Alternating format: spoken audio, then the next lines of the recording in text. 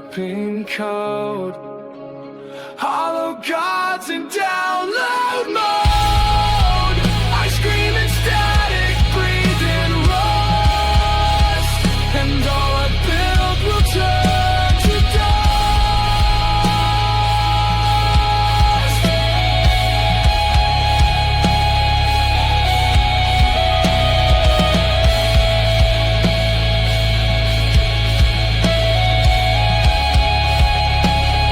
First of all, John, tell me about Dirt Sheet Radio.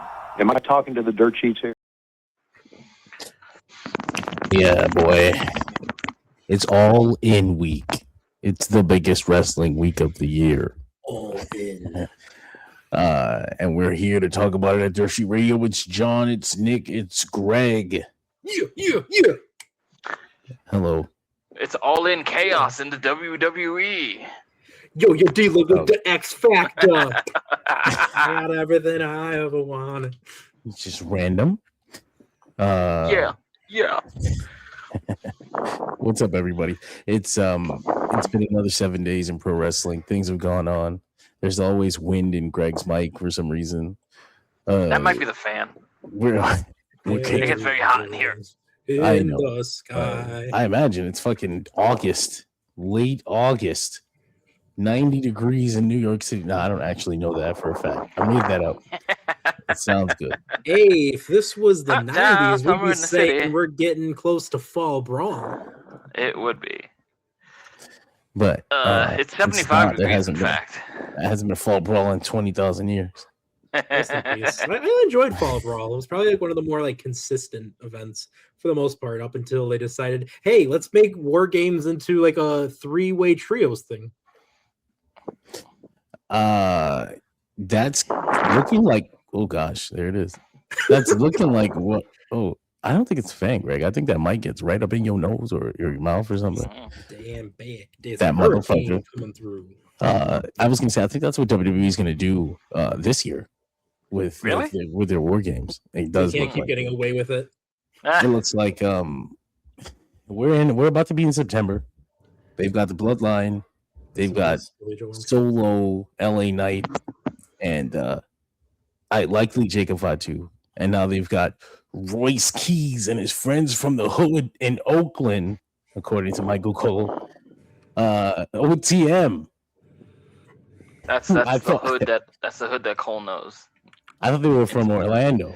I thought they did a whole segment where the lady goes to their neighborhood and they've got like a little brother, and the one is like, I do it for him. We do everything for him, and he's got his hand on the guy's thigh way too long. And I Is was this like, on I would NXT? never. Yeah, I would never hold my brother's thigh like that long. This is my brother. Like, let go of my thigh, bro. This is weird and it tickles. But OTM is up. OTM is on the main roster before Jada Parker. I never in my life would have imagined that. But And if John needed to be reminded that Jada Parker didn't get called up, he had to watch a video vignette for Lola Vice. I mean, Lola Vice is definitely ready. I as more and more time goes on, it's like, okay, yeah, no, leave her down there. But I never expected OTM to beat her up to the main roster. You know, it's wild. Sure. But they are. Hey. It's a cool thing, I guess. I don't know. What you Remember guys... Scripps used to be in the group? That's right. That's right, man. That was Soleil. So late now, yeah, in Ring of Honor. Yeah. It was a pretty good match on Friday too. I enjoy the idea that like you can kind of get fast tracked to the main roster if you're just like bodies for some other act that they've actually planned for. Fatal influence. Oh, jeez. Oh, the hand on my leg next. That's fine. I wonder. Do the people at home hear this every week and they're like comforted? They're comforted with the sounds of it. It's their ASMR. Blowing wind. I got you guys. It's like white noise. This is how we fall asleep. we Yeah, so they closed Raw out with that, and it looks like there's gonna be 3 factions running around trying to kill each other. So that'll happen. Man, that'll probably blow up at War Games. That's how they did it. That's how they first did it, right? In NXT. Didn't they have 3 teams? It was like Roderick Strong and Authors of Pain. That sounds correct to me. Undisputed Era.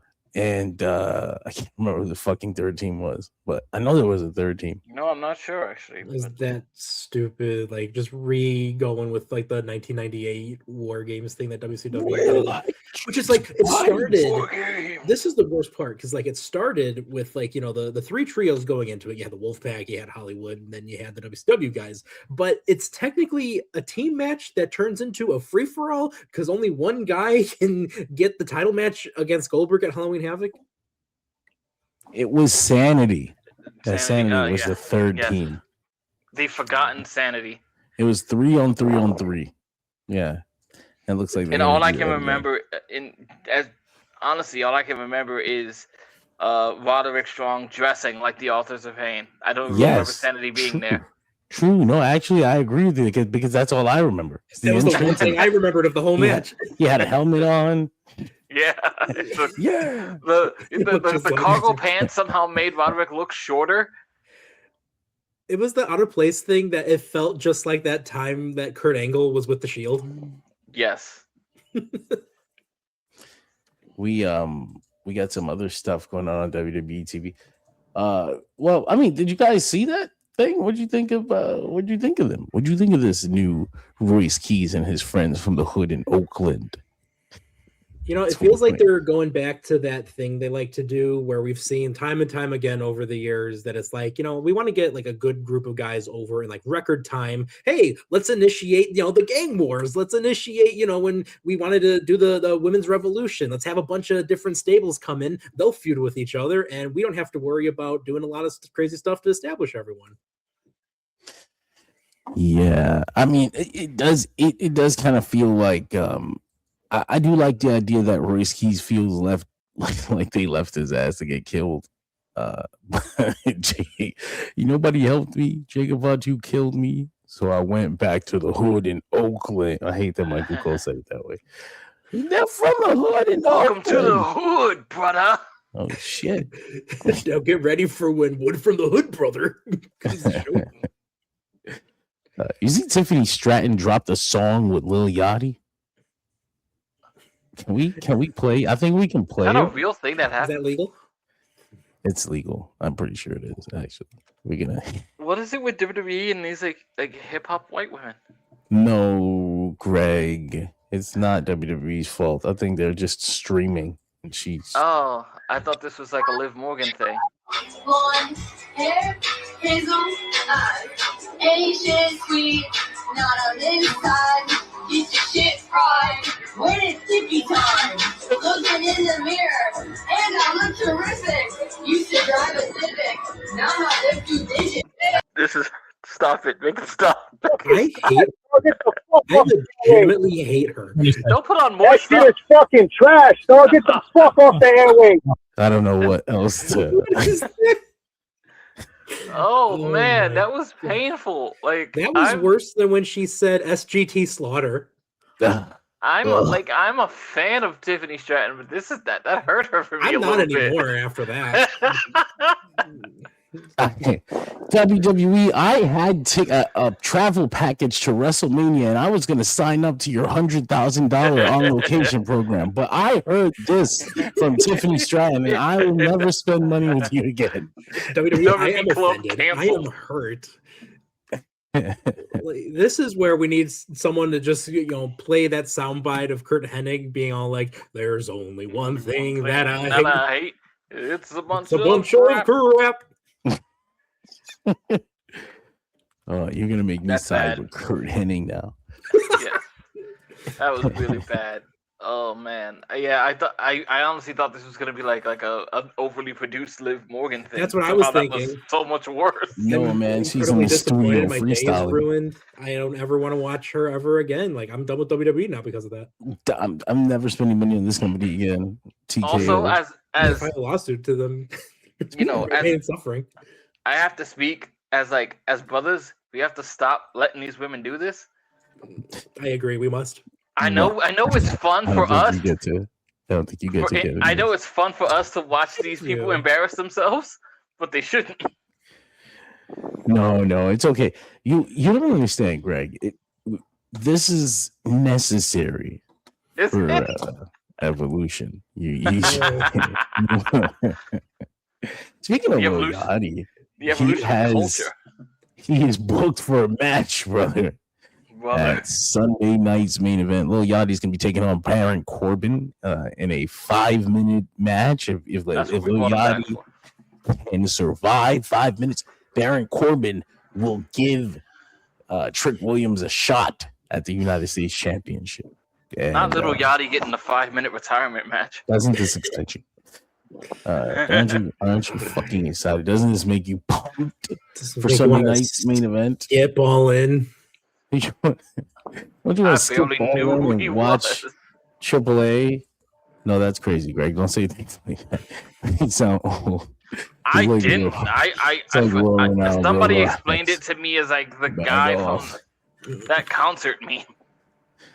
Yeah, no, Lil Yachty's Lil Yachty. I knew Lil Yachty. I was very surprised WWE could. I mean, that he was on their television show for so long. He's not a bad manager. I'm one of the people who says I like him with Trick Williams. It's a crazy thing that he exists in WWE as a regular character. Like, that's Lil Yachty. What the fuck? But inevitable that they had to have a match. This is just the way of the day. It's the way it goes. He wasn't going to stick around that long and not want to get in the ring.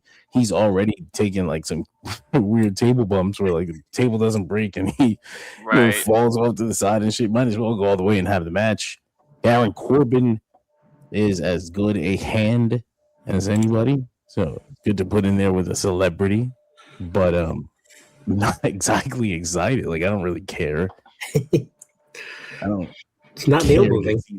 I'm not like, yeah, who's gonna win, man? I can't wait to see who's gonna win between Baron Corbin and Lil fucking Yachty. Yeah, like, I don't think Lil Yachty. I don't. You're think not excited to see Little Yachty apply his craft in the ring, his brand of entertainment. Like, who cares about Obafemi and Braun Breaker? Give me that Lil Yachty match. When he comes out and starts doing the fucking the Kurt Angle grappling fucking thing, I don't know what it's called, where he like spins around your head. Oh yeah. The ride. The ride. I don't think he calls it the ride, Greg. That sounds like something. It's a wrestling ride. That's what it is. Didn't know.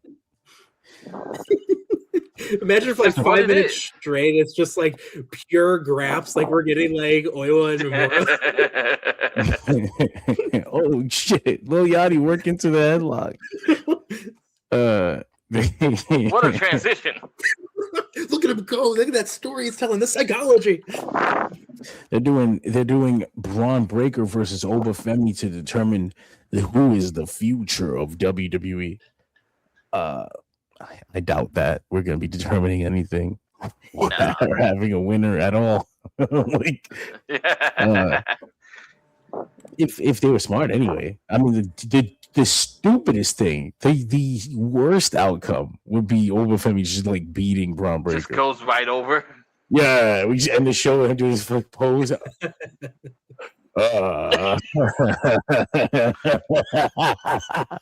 Braun Breaker's dead. He's dead after that. He's dead. He becomes a pure main event level. They'll put him back on TV. Get the report out. He's gone. Get him on Superstars. Job to everyone. No, man. They have to. If I was booking this, the bell wouldn't ring. Like, they would brawl for 15 minutes everywhere through everything. The bell would never ring. There'd never be a match. You want to book Hog with that attitude, John? Yeah. House of Glory, right? No, I haven't actually watched the House of Glory show in a long time. They seem to be doing well. Good for them. They would not actually have a match. See, nobody wins, nobody loses. The crowd gets 15 minutes of these guys beating the shit out of each other. Not 15 minutes. 15 minutes is too long. They're too big. 10. So, like, we're gonna get a wall spot, we're gonna get a table spot, we're gonna break something else. Oh, you know how WWE does. So they got to go through the barricade, the guardrail spot, the guardrail. Yeah, they got. Depending on how they situate the ring, that might collapse again. Collapse the ring? Are they big enough to collapse the ring? Do you think they're big enough to make that work? I think it would have to be something. I think it would have to be something where Obafemi breaks the ring doing some bullshit. I mean, here's what I say. Like, here's the thing. Remember, like, Brock and Big Show did it, and I think Brock and Braun are very similar in build, and Obafemi, he's a huge dude, so I think it could work. Better yet, they should both crash through the ring. They should go into it, like into a hole. Like Bam Bam and Taz. Hell yeah. Fuck yeah, that would be so sick. They're never gonna do something that cool. But it has to be a way where it's like it's not clearly one person doing a move to the other. They both just die and they're like, oh my god. I don't know any way that they could possibly rig a wrestling ring to do this, but I'm picturing Braun Breaker sprinting at 1,000,000 miles an hour, spearing Oba, and they like crash into the ring and it like dents inwards. Oh my god! I don't think you can work a ring that way. You can gimmick it. I don't know. I'm thinking about it. Like that's a very interesting rigging. You got to get some like hinging. I think there's probably a way. You can you have to have the problem is that you have to do that at the end of the night and people have to wrestle on this ring that has a compromised structure. Any people that set up rings, not UA freestyles. No. No, another one I like. Other things. Another one I like is where people go off the side of the stage and something just explodes randomly. Why did we have explosives on the side of the ring? No, they landed in the pyro. Well, you see, it's because we're in the same equipment. The same universe as Aqua Teen Hunger Force, where every time something lands on the ground, it explodes. But that's how it always goes on the side of the ring over there. Every time people go off the side, it explodes. You do a lot of smoke, a lot of sparks, man. That shit works. I think of Edge and Matt Hardy. Announce table needs to explode. I was thinking of Rock and Mankind. Rock and Mankind did another one. Yeah. It was a more recent one. Orange Cassidy when he hugged Adam Cole and they both threw themselves off the top of the thing and died. Oh my god. I like that. I like that. I just like that I need a way for them both to die and for it to be really big and bombastic. It's just like, hey, what the fuck? That was the greatest thing we've ever seen. Both guys are so cool. And that would be the best scenario for everyone. And it'd be really entertaining. So of course that's not going to happen. I guess the question is if we have to book this in reverse, if it's almost obvious that we're going to Oba and Roman at WrestleMania, what do you have Braun do that night? Take the other belt. Why isn't you want to do the Ultimate Warrior thing? Yeah, I mean, like if Oba's gonna have the world title, I mean, assuming he's gonna. That's what I'm talking about. The Ultimate Warrior thing. The two big stars have the two singles belts. Yeah, exactly. And it's I was thinking the other Ultimate Warrior thing. I was like, wait, Braun doesn't have that. The one where we put out a DVD and like shame him for 2 hours. Yeah, exactly. Self-destruction of Braun Breaker. No, man, that would work. Whoever is gonna have the WWE Championship at WrestleMania. John looking at Penta just like, I'm sorry, brother. I imagine that run. You're going down. Because they were gonna do CM Punk versus Braun Breaker at one point, right? You can still get back Mania? to that. Yeah. Oh, okay. And he fucked or not CM Punk. Seth Rollins. Yeah, I know what you're about. And then he got hurt. He was supposed to take the belt from CM Punk, and they were like, nah. Listen, me. And then Seth got hurt, and we ended up with Punk and Roman. And then Braun got hurt. Braun just was off the card, but then he was ready to be on the card, and they were like, "No, Braun. What if we held you back?" What do you mean? What does that mean? What if we saved you from yourself? You'll make an appearance at WrestleMania instead. You know, we're all about moments here at WrestleMania. What did he do? He speared Seth. He interfered in Seth Rollins' match at WrestleMania. Rollins had a match. Breaker did not. Breaker's a fucking I can say interloper. Vader, get him. That's the word, yes. No one invited him. So yeah, Seize him. this is a big opportunity for him to get back a lot of the momentum that he lost while Obafemi came and basically stole his spot. They tried to address that on Raw, where Breaker was like, "Yeah, you're only there because I got injured." But Obafemi was like so charismatic that he made Braun Breaker look stupid. Did he do the thing where he does the white man voice? But no, he just like very nonchalantly spoke to him like, you're a very angry orange man. He said a lot of things. Did the thing where he's just not bothered. Yeah, and he was so good. I'm like, wow, look at everybody just kept talking about, wow, Obafemi's got so much charisma, he's so great. And it didn't work out well for Braun. Remember when Braun Breaker was just like, wow, look at the intense promo by Braun Breaker on CM Punk. He's so angry and vicious and intense. And now everybody's just like, Oba's making fun of him. That's fuck. It's the way they presented Braun, like after he came back as a part of the Vision, doing nothing in a tag team, bumping for Otis. Like it's fine. Otis is big, but come on, man. Thinking about the fact that Little Yachty is older than Obafemi. Oh my god. Is he? Yeah. I mean, how old is Obafemi? Do we know for real? I remember there was that controversy. That is he was older than I think they were presenting him as. Nice. And his mom blew up his spot. Thanks, Mom. Mom. I was gonna do the Obafemi accent, but then I realized Obafemi's accent is also just like a put-on accent. So I was like, no, that's fair. That's what wrestlers with their put-on accents. I'm looking at you, Regal. You think he ever just drops it? That would be funny as hell. Like the Kofi accent? Yeah. I'm actually a really nice guy. What the fuck? I'm Obis. Obis. See, what I thought was funny was the idea that, like, when I heard that the Jamie Noble accent was actually like a put on, but like the fact that what he was putting on was he actually holds back the accent for his gimmick. The Opus was oh fuck. Not Opus. Opus. What? Opus Femadiah. No, Opus, no. Fuck, what were we talking about, man?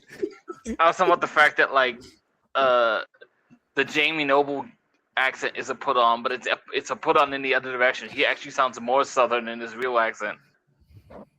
That makes sense. That he's code switching. It's like, oh yeah, you see that comically southern accent he plays? No, that's him holding back. He just sounds like that guy from the Waterboy. Like, hey, what you gonna do now? Hey, speaking of Jamie Noble, you gotta look at his quote unquote cousin, little Guido Nunzio. He just had a interview with Chris Van Vliet, and listen, holy moly, he is even more Italian than he's got stories, and he's even more Italian than anyone could give him credit for. As someone that is just like that, going on a million tangents that go a little bit everywhere. Like, how many videos did like CVV upload that has like 10 minutes because Nunzio keeps going off on like a million tangents? Nick felt like he was at a family reunion. Oh my gosh, I felt the true representation there. I got to train with him once. He's a very cool guy. And he's a legit badass. He's a shooter. He is a straight shooter. Yeah. He was teaching submissions. That was his like, oh shit. You can actually catch, I think there's at least one or a few videos of him as James Maritato in like the UWFI stuff in Japan. You can see him go. And he sparred with Norman Smiley, and Kurt Angle said he's one of his favorite people to spar with. Nice. I got fucking sidetracked. God damn it.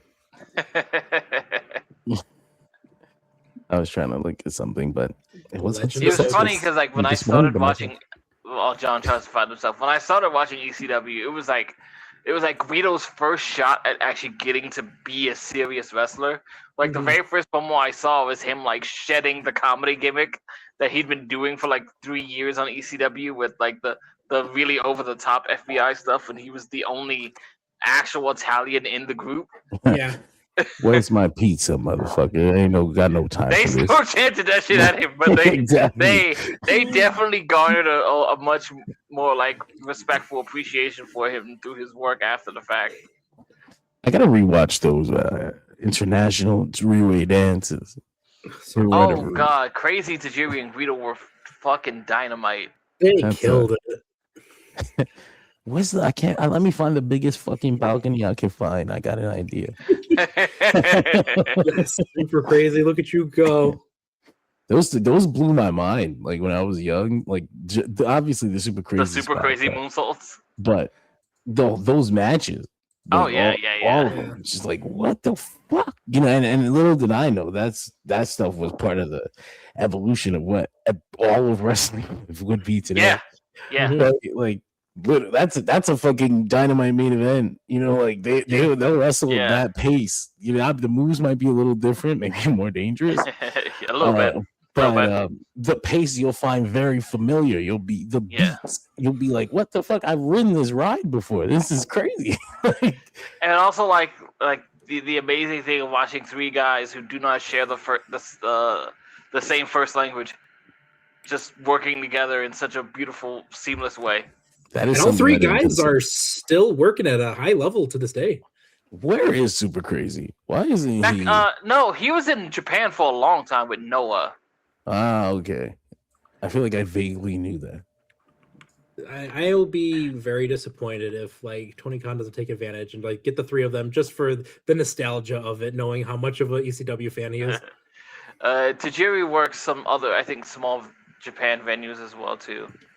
Does he still work sometimes? Yes. Yeah. He let his hair grow out a little bit, but it's really gray, and so it's like this funny looking guy. Yeah. We a couple other WWE things to talk about before we move on from a big Connecticut company. The New York territory. New York. I'm going to New York. I don't think you can call it New York anymore. I'm pretty sure you got to call that Las Vegas. Well, that's we're going to Vegas. I guess that's one way to look at that. Vegas, Stanford, New York. I mean, you can't. Do you call AEW the Jacksonville territory or the Chicago one? Okay. I think they call it Jacksonville. Like, I'm pretty sure people are like, I'm going down to Jacksonville. They have like a legit headquarters there too. WWE's headquarters was in Stanford, but people still called it New York. Because that was it was the same company that you called New York for so long, right? Like it makes sense. Yeah. And WCW was always Atlanta. Yeah, the Atlanta territory. And TNA is in hell. So that's the apocalypse. No, they actually had a really good show. The Orlando territory. They did that from you? I was so disappointed. A broken clock can be right twice a day. I was like, TNA was good. I was so disappointed. I had all this material ready. That was fucking good wrestling I see all week long. And you gave me another good wrestling show. You were supposed to give me the other flick. I came here for some bullshit. John sounds like a guy who was preparing his stand-up routine. I had all this TNA material, and then they decided to not suck. Throw all my papers out. This is a waste of time. No, they had a good show. I mean, there was the usual TNA bullshit too. Like there was a fucking interference finish in a cage. I'm like, oh, those are supposed to keep people out.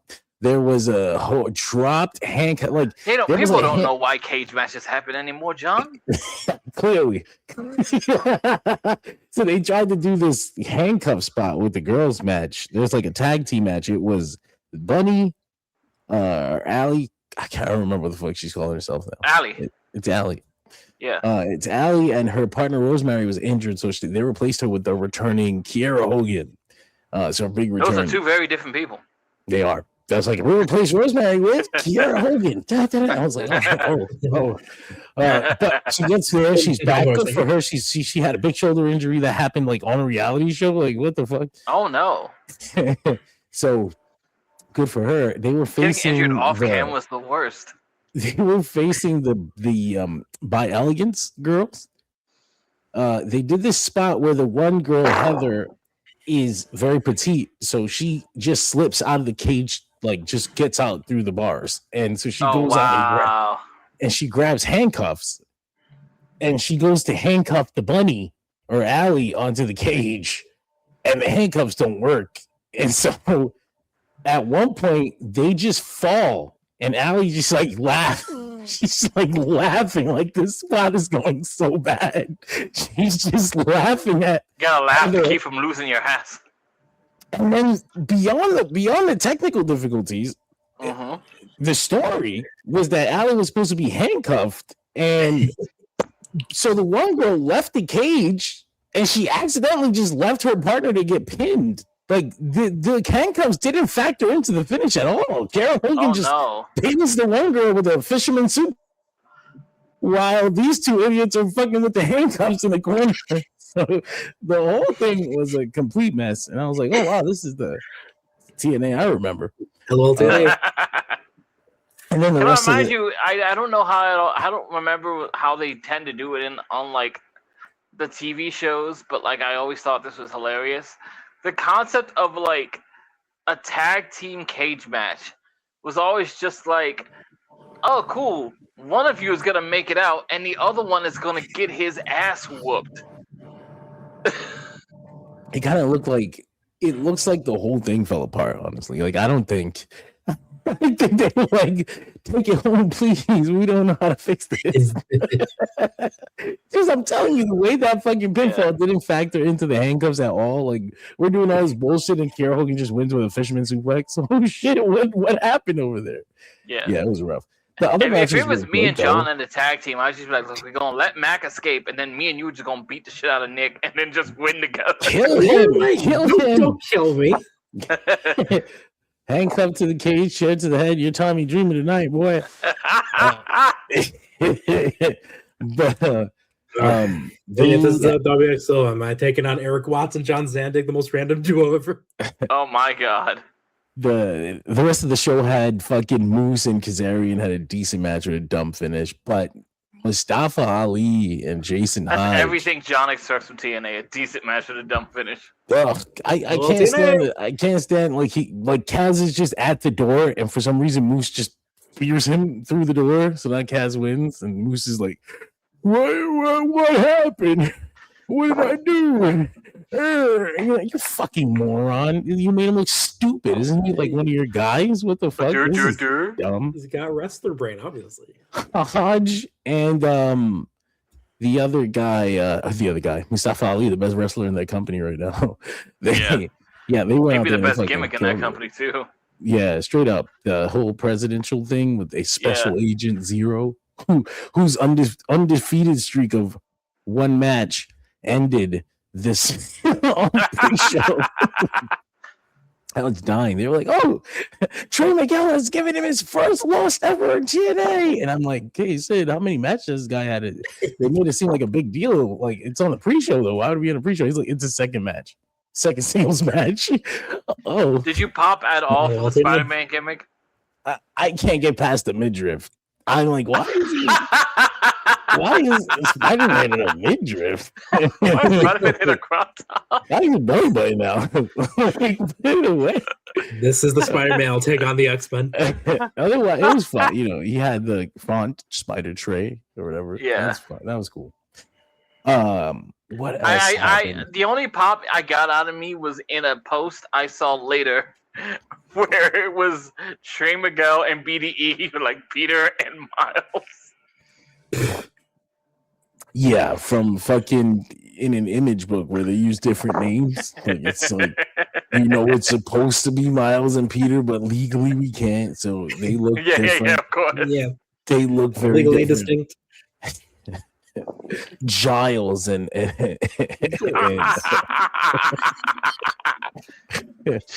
Giles and Pitor. Yeah, they had a lethal lockdown was fun. You know, they did all the spots and nobody died or nobody got hurt. And so Who did that's Ali fine. face? Mustafa Ali faced Jason Hodge, who I'd only seen in matches with Mustafa Ali. And the last match I saw was fucking excellent. And then this one was even better. This fucking guy does I've never seen a stomp from the top of the cage, like onto a standing Mustafa Ali. It was the wildest shit. Ouch. But yeah, he was good. They did a good lethal lockdown. Leon Slater beat Cedric Alexander to win the X Division Championship, which people were like, they're gonna erase his reign. And I was like, they're not gonna do that, bro. Like, I know TNA is stupid, but they're not run by like monkeys, you know. Like you all got worked. Like that's fine too. That's good. I'm glad it worked. Yeah, like that's good. You guys did a thing. You had people emotionally invested, and they was scared. And Leon, but also like, is that a thing you can do? Yeah. It's usually reserved for like pedophiles and rapists and shit, but you can be removed from history. Like people get removed from football history, or Chris Benoit got removed from pro wrestling history. But like, is he really removed? Like, I can watch him right now. Like the Wikipedia article is still going to list it. You know, you were. You can't like erase it from time. That's what I mean. I still have the DVD. He's Chris Benoit is still listed as world champion. They explained that the company would no longer recognize his reign, and that his records would revert to the people who held them before. So Austin Aries would be, I guess, the youngest or something, some record. Is it weird that this this like status thing bothers me more for the fact that Austin Aries would get more chips? That's what Leon Slater was fighting to protect. He was like, we can't give Austin Aries more credit. We can't let this happen. It's not about me. It's about Austin Aries. The hero rises when they're fighting for something. For the record, I saw Austin Aries in Mexico, and he's still good. You know, he's still good. Still got a mean brain buster. He's still in great shape. He is still in great shape too. I just feel like as time goes on, and I look back at the things that we've removed wrestlers from the industry for, and then I look at like people like Austin Aries, I was like, you know what? He wasn't even that bad. He was just dumb. Like there were worse people.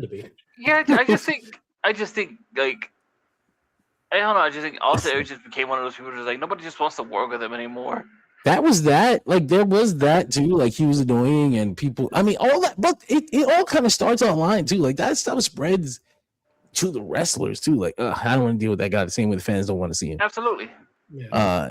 I just think enough time has passed. You know, like he's fine. Just leave him alone. He's an MLW wrestling. I felt the same about he's essentially harmless. Basically, the other especially compared to like the Vince McMahons and fucking Mike Quackenbush, you know, shit like that. You know, him. The other one that I want to feel bad for, but is a fucking idiot, is low key. Like, man, I really wish, because you weren't even that bad. Like, you're just a fucking dumbass. You just take yourself so fucking seriously. God damn it! How you seriously? Yeah. How you take yourself so serious? You pushed yourself off from every opportunity that exists. Don't fucking. God damn it! I mean, at some point you got to realize that maybe this is the wrong move. Like, yes, it's respectable. The common denominator might be me. Yes, I respect the man that doesn't want to let anybody fuck with him or whatever. But also, at some point, you got to realize, like, maybe some of these were the wrong moves. Maybe I could have listened for a second. You know, he's doing work now again with produce, and I'm hoping that there's no bad stories that come out about him, and that maybe he can get some wind under him again. And every time I hear someone's doing work with produce, I just think like, they got a job at like Jewel Osco or like he's working at Whole Foods. Oh Whole man, Foods, stocking the produce section. No, I hope he's doing much better than that right now. That's how you humble him. Oh shit. It's like all the bad Shane Douglas jokes about working in Target. I've always been disappointed that Loki couldn't get his shit together because, for one, I mean, obviously, when there was a point where he was even above like Bryan Danielson for me. Like I liked him even more. He was from Brooklyn. He reminded me of people I knew. You know, he was, and they were both like. I would have thought Homicide would have been more like that. Well, in my eyes, Loki and Danielson and Nigel, they were like on a similar level, like skill wise. And I really I dug that shit. No, when you were saying like he reminded me of people I knew, I was like, I would have thought more Homicide. Well, I mean, Homicide reminds me of other people I knew, but Loki reminds me of like my little brother. Loki reminds me of a particular little brother. But yeah, he's fucking Puerto Rican, which is probably what makes that like. There's a blood reason why he reminds me of people I know. Fair enough. But yeah, man, it just didn't work out for every reason that everybody knows. He honestly could use a Dark Side of the Ring episode. They could do a Dark Side of the Ring episode on Loki. And they can have Ziggler on Nemeth, like, and then he kicks my fucking nose into the back of my head. We're a live pay-per-view. Loki absolutely would have carrying him out. Loki absolutely would have been, if he had the relationships, would have been like a year one 2019 AEW vet presence. Oh my god. He in a perfect world, this would have been his opportunity to leave behind like a legend legacy, but he, he's him.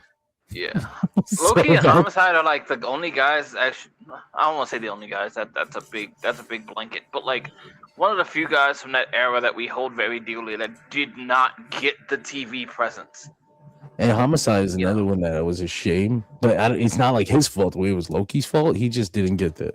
Yeah, he didn't fit the TV aesthetic the way people did. He didn't read scripts, and I don't know if he. And like, granted, he fit TNA's TV aesthetic as the alternative type of thing, but like, and they had no problem, presenting that like evil, Hispanic heel thing, but like. I don't know too many other places that are just like, I don't know what to do with this gangster gimmick. I think I think they would have been able to do something more with that today, but I think he got the most out of it. I mean, we were just talking about a gang war. But I think they got the most out of LAX that they can get as far as TNA. I agree with that. Yes, absolutely. Yeah. Especially with how many changes LAX went through. Jesus. Yeah, how many iterations have there been? It's always crazy to me that Homicide never got like a job backstage at AEW. Like I was like, man, they featured him a few times here and there. Yeah, every time they come in. We were there live when he did the run-in for Eddie Kingston. That was cool. Eddie Kingston always cites him too. Yeah, that's why I thought he would get Homicide a job. Wasn't that the first show? Was it the first show? Homicide did come out at the end, right? He was at the end. Yeah. Eddie Kingston had a big match, and then he came out, and like they were beating on him, and he came out to help. That has happened. Was that Rampage? I think that's happened more than once. Yeah, he's had a couple appearances, I remember. Oh, because each time I was just like, okay, is this where they signed him? And like, no. back to NWA with you. I thought it was funny that like Rampage, like not Rampage, but like. Because of the production, like AEW was just like, oh yeah, we'll have Mikey Ruckus make up a theme song and give you a video wall and everything. No, you don't have a job. Oh, okay. I felt really welcome. I thought. Yeah, that's just what we do here. Now go home. He got his blanket out and shit. No, put that away, buddy. You are not staying. You are not staying. How you doing, here. Sabu? Mikey Ruckus stayed up all night trying to copy your ECW theme. All right, we're done. Oh, you brought your bags. You're not going to need them here. That was so funny, man. They had Sabu in there, and then something happened during the week, so he just did like a fucking 3-second cameo on pay-per-view. He just came out, ran onto the table, crashed through the table. Never saw him again. I don't even understand that. It was like Adam Cole's like, yeah, well, I've got a guy, and it's you don't know Sabu. Yeah, he's like 25 years older than you. Now you make me wish they had done a segment where they just met backstage. Can you help me? Yeah, you see, what happened was they met when Sabu came out to fight Alex Wright on WCW Nitro, and Adam Cole was in the crowd. You see, as a kid, I owe you a favor, kid. The segment has to be like Bob Van Dam has to stand there and like Bob Van Dam has to stand there and like translate for Sabu. Oh man, that's what happened when they both got pulled over that night. Well, was champion. It's like R2D2. Like Luke knows what the beeps and boops mean. I think people speak like I'll never understand it. Don't get me started. I think people who speak droid. Because I think after a while somehow I can understand him. I'm like, why do I know what R2 said? Especially when he goes. No, the joke was that I forgot his name. What was the dirty mouth droid on Rebel? Oh, Chopper. I don't forget Chopper's name. Chopper's the fucking man. Chopper's a war criminal.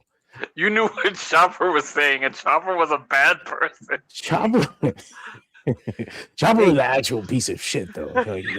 Piece of trash. And R2 is a real one. I'm just saying. Think of how many things he knows about Anakin that he never told another person. Who would even tell? Just R2D2 running around with Luke Skywalker with all sorts of like pertinent information he could have saved lives with. Your dad. A lot of helpful stuff. You ain't never beeped about my dad before, motherfucker. Questions. You didn't ask. Fuck you. I'm a literal computer. You have to ask. Peru knew. I don't think.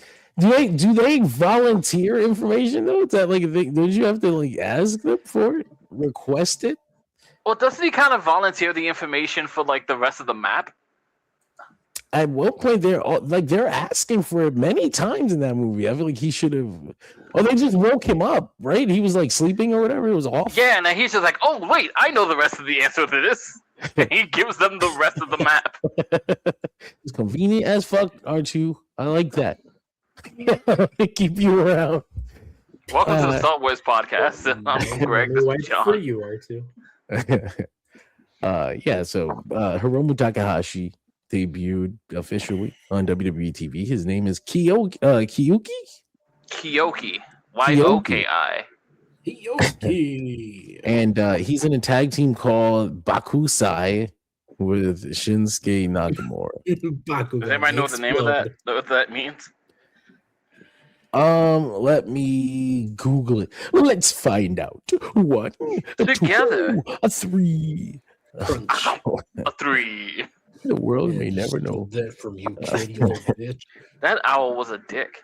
He was a piece of shit. Oh, let me see. Let me get that light bulb. Let me see. You fucking little dumbass piece of shit. Literally taking candy from a baby. Bakusai translates to blasting to pieces, explosive destruction, or blasting. I was right when I said Bakugo.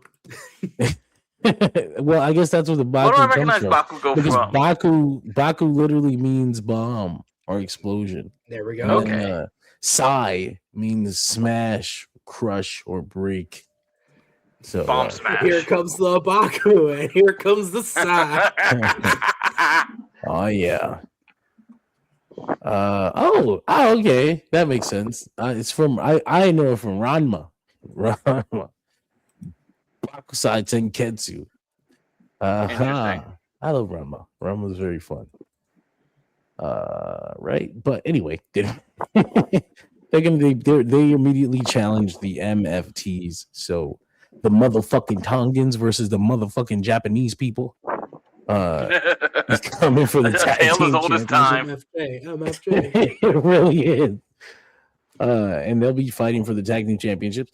Takahashi was in a dark match before SmackDown, they did Raw and SmackDown tapings on Monday, and then they're gonna really air a taped SmackDown on Friday while they are still having an event Friday that is actually going to be next week's Raw and SmackDown. So, interesting. That's optimizing your pre-tapes, I suppose. I guess they're giving them a week off for like Labor Day or something. I don't fucking know. Uh, Maybe they're sending them off to a big tour after, and they're trying to give them a break beforehand. yeah, that's what I was wondering. Like, are they traveling? Are they running anything in Europe to like counteract the All In? No, they're gonna be counteracting All In with some shows in Texas, but we'll talk about that in a little while. Texas. Texas. At the Sportatorium? At the Sportatorium. I don't think so.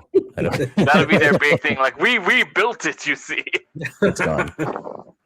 So yeah, that's coming soon. And then finally we had Kevin Owens versus CM Punk. Wait, before you start that, because now I'm curious. Did they sign his sons, or are they still on PPA? Which the Von Erich boys. They're injured. Are they? Yeah. Last I checked. Yeah. Oh, no. I think they are signed though. Yep. And stop wrestling without boots. You know. Did they? It kind of keeps leading to. I think it was only one of them. The funny thing about those Von Erichs is that none of them, like, they just look like they're wrestling at all.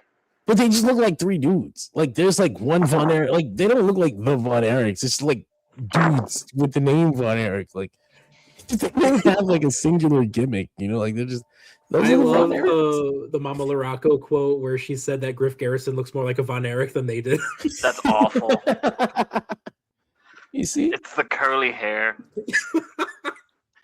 Oh, man. And Lacey's like out of the industry now, so you can't even add that to the gimmick. I guess they could always bring her back, but I don't think she wants to. But getting to the Kevin Owens and CM Punk match. Yes, let's get to it. Did you guys actually see the match? I did not. Not the match. I don't even have access to SmackDown, actually. I'd have to go find it. Oh my god, we're doing a wrestling podcast, fellas, please. No, I seriously don't have access to SmackDown. Like, I don't have cable, and they took it off Hulu. Me either. I pirate that shit. What are we doing? I watch it on Netflix. I don't got that shit. I don't Netflix too. I'm on the West Coast. They don't give any of my shit. Because John's using some interesting tactics to watch it on Netflix. I'm just using a VPN like normal folks. Or like folks. Stephanie Everyone suggested. should I was gonna have. say like Stephanie McMahon said to do. Yes. She totally hinted at. Everyone should already have a VPN. You should be protecting yourself when you watch porn. I didn't watch porn. You're a fucking liar. Just don't do too much. You'll be all right. I just love that, the last bastion of the McMahon family was just like, yeah, you could always just use a VPN and skip ESPN out of a few bucks. Watch it on Netflix. She's like, what's a VPN? You stupid. While she's trying to sell you the VPN sponsor. You already plugged it. You gave everything you needed. It's too late. She had done fucked up. Yeah. So anyway, I guess since I'm the only one who saw the match, I'm the only witness, and I can tell you that CM Punk actually just completely unprofessional. He just shot on Kevin Owens, just beat him up in the corner, and left.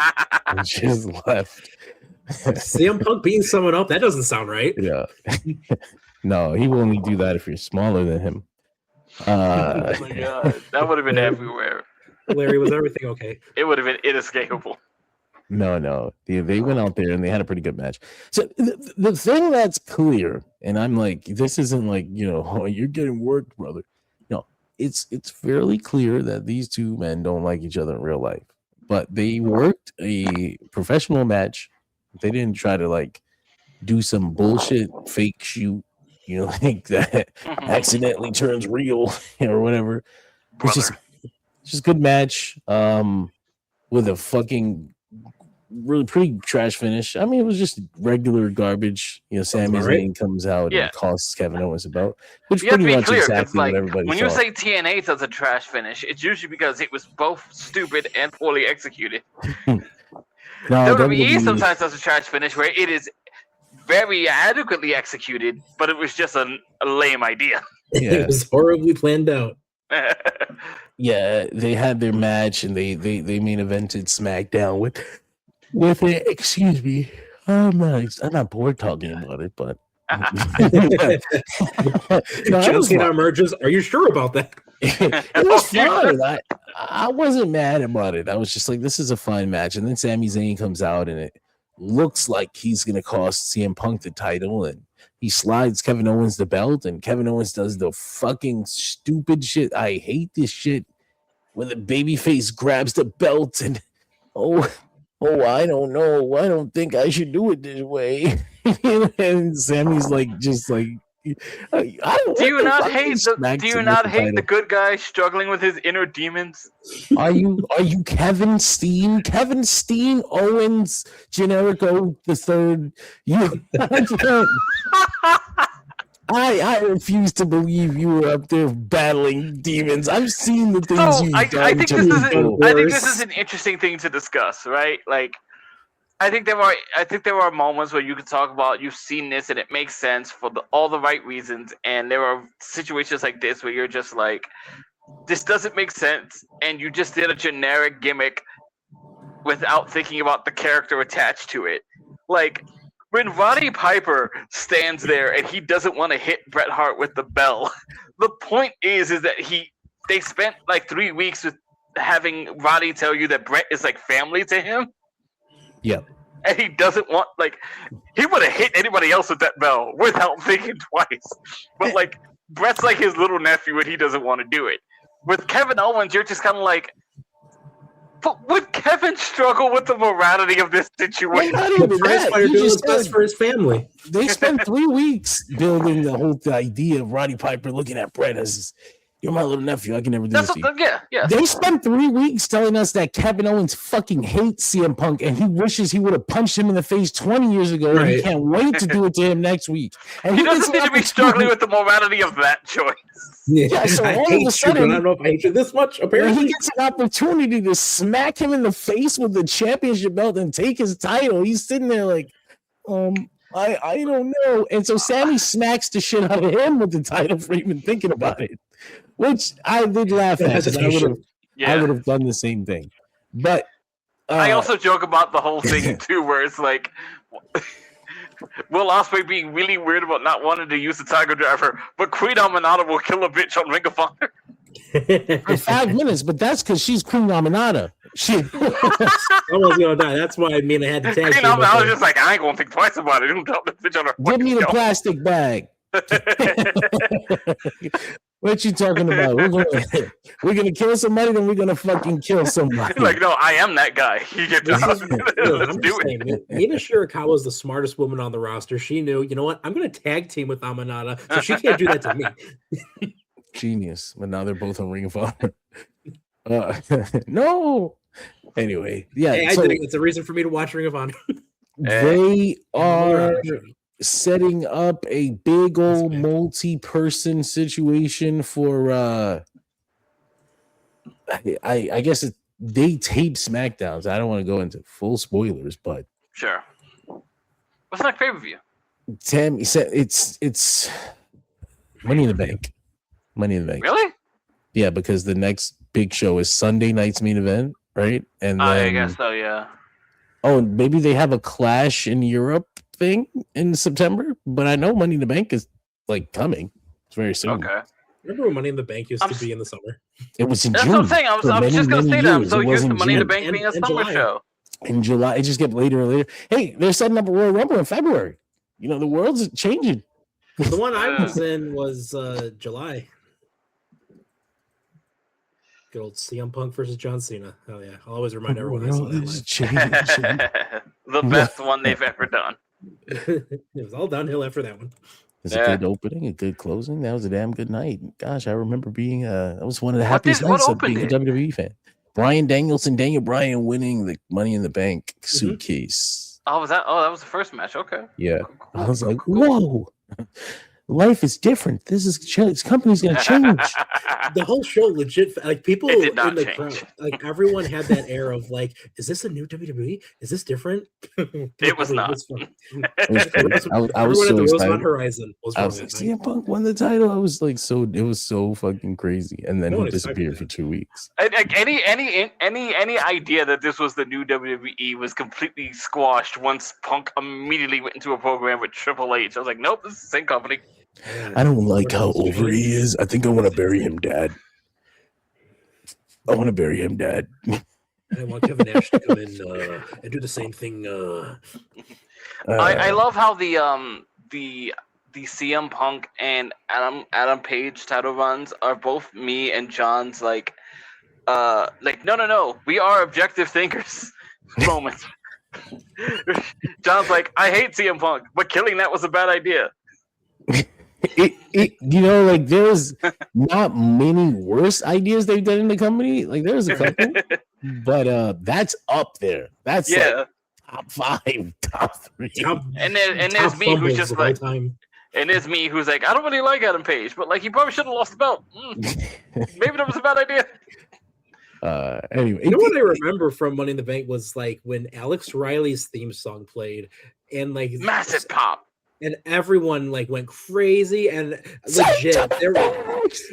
People were singing it, and people were just like, "Oh, he's gonna be the star of the future next year." And then like he's gone.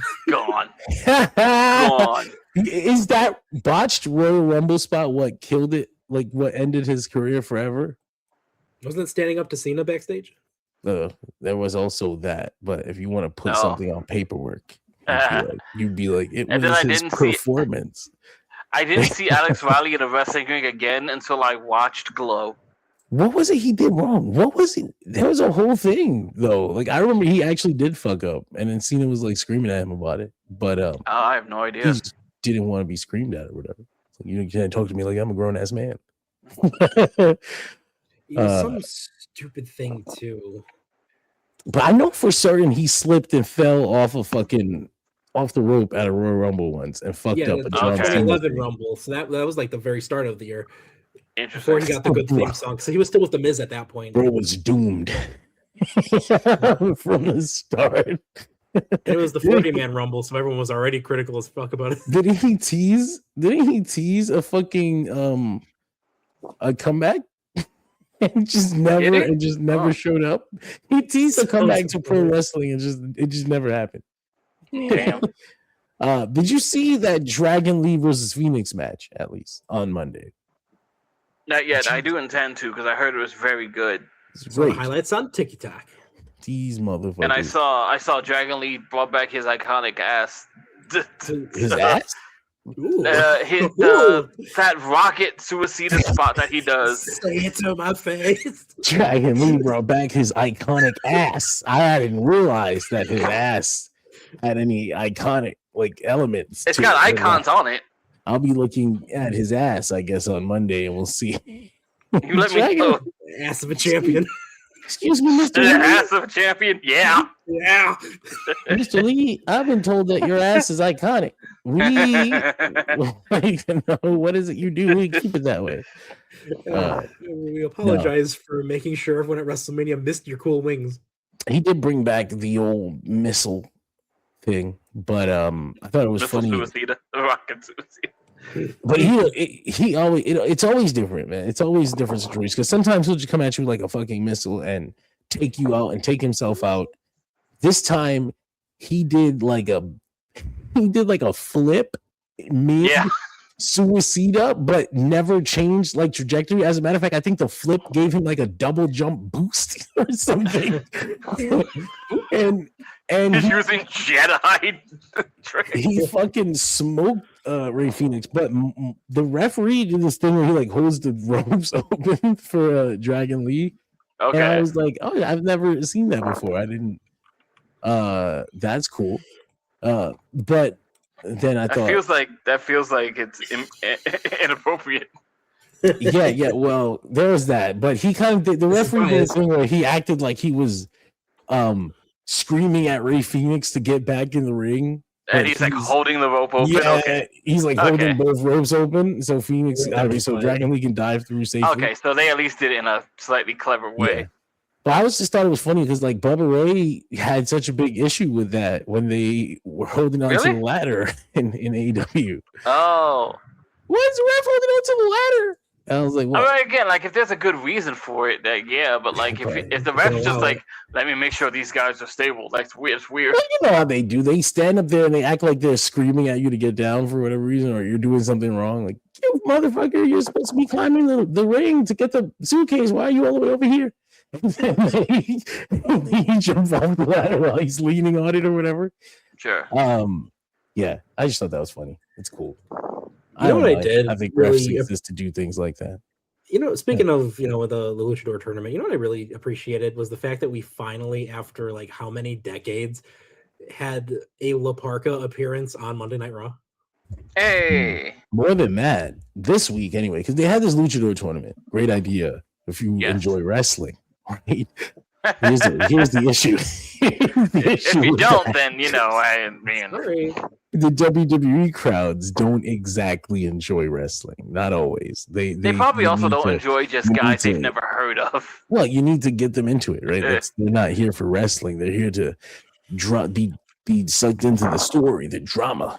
So when Rey Mysterio has a great match with Chad Gable, they already love both those guys. But when Dragon Lee and their fucking Dr. Wagner Jr. have a great match, they silence. You get silence. Dr. Wagner 3G, as we like to call him. Ray Phoenix versus El Fiscal, same thing. Silence. And you're like, this is fucked up. Does Fiscal still look like Judge Dredd? Wait, what? Does Fiscal still look like Judge Dredd? They have to wear. He has his dad's big. He started wearing an outfit that was very. I'll get you a picture of it. Oh no! Well, he was dressed like a fucking Power Ranger. Okay. No Judge Dredd to be found.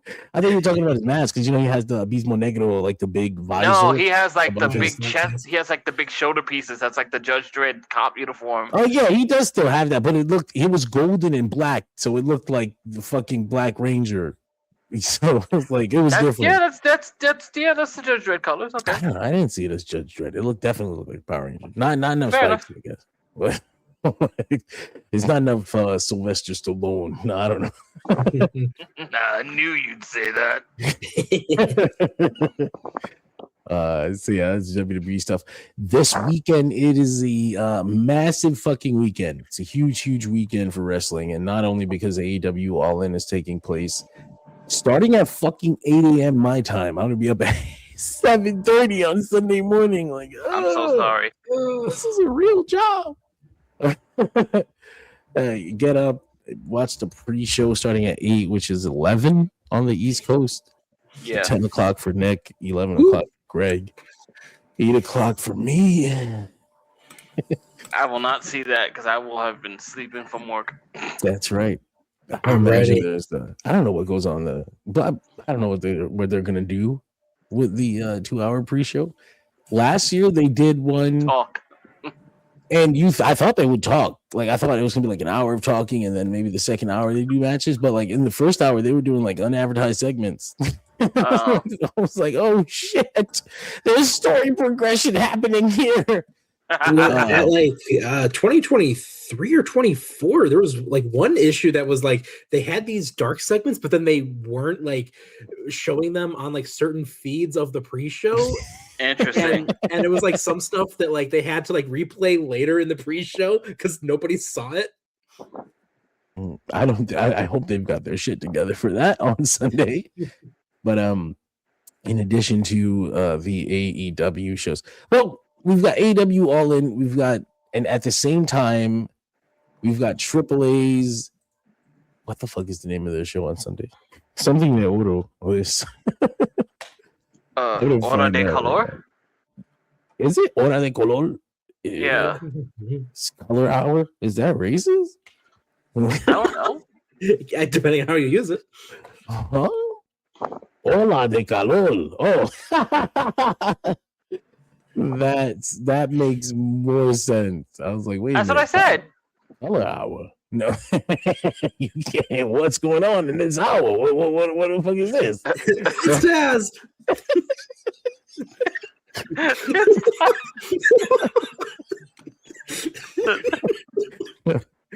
No, Oh good. man, Hola de calor. I'm so behind on AAA. I gotta catch up. Yeah, it's Or just fucking, start watching a show. It's probably the best WWE show of the week. That's so funny. Good job, Rand. I'm Taker, taking you down did there it. running a tight ship. I'm stupid. It's it's just heat wave in Spanish. Oh, it's ECW getting appropriated twice. Oh my god. It's AAA heat wave and really NXT heat wave. It's Sunday. Back Use to living back. dangerously, you lazy bastards. It's legitimately a 6-hour fucking NXT show. Oh my. Can you imagine if they Holy instead shit. use It Ain't Seinfeld? It We'll ain't use that one. I Seinfeld. dare you. It's Hardcore 6 heaven. hours long. So I mean, we're Oh, gonna nice. preview. We're gonna Oh, preview nice. these shows, and that's probably why most of this episode this week is just gonna be like talking about the events this weekend because It's Super Weekend in wrestling. it's a big weekend. What are they? AAA Heat Wave is gonna have a match for the. John's just gonna keep calling it that on this It's one. Heat Wave. That's so funny. Hola de calor. Yeah, that's cute. Un Dios mío! Yeah. The vacant Latin American Championship, you're gonna have Eagle there, Dr. Wagner Jr. Versus La Parca versus El Fiscal versus Damian Priest. At one point, this match One was of these things advertised, is not like the other. right? But at one point, this Yeah, La match was Parca. advertised to take place at Triple Mania, and then all of a sudden, it was advertised to take place at Heatwave.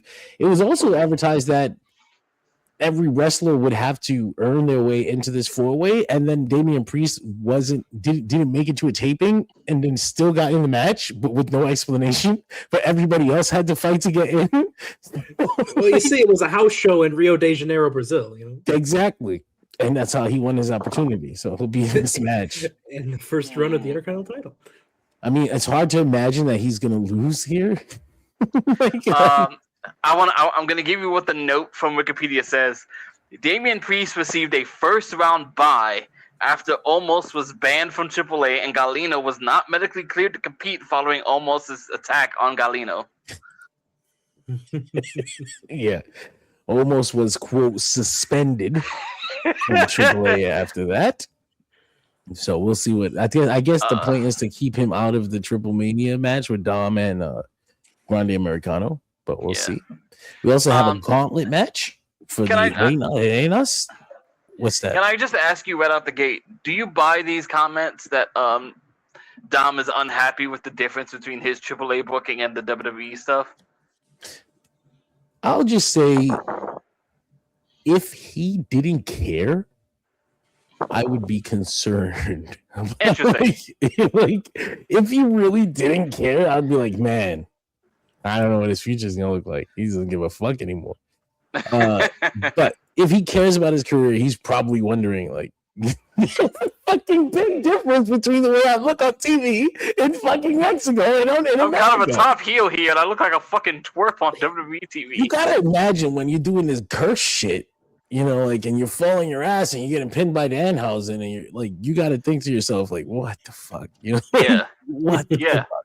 And like, especially for a guy in his position, I guess. Like, I don't know how different the reaction from the Mexico crowd is, but like, I've got to take all of this, and I've got to go face the most over guy in the company. Yeah, no, and I gotta come down here with this raw bullshit, with this cursed bullshit, while Grande Americano is fucking bathing in the love of Mexico. Of my people.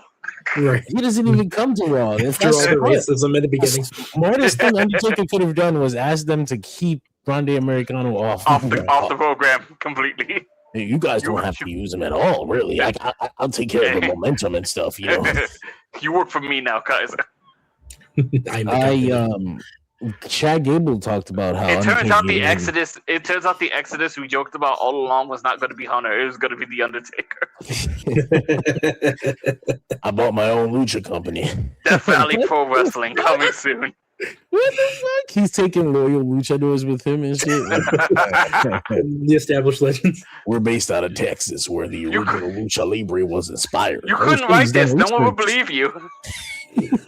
I would love to see Undertaker do research and become like a real Lucha Libre legend. He's like a pure like buff of it. He's the Dave Meltzer of Lucha. I was gonna say he could just write off like write off the top of his head just telling you about Santo and Blue Demon.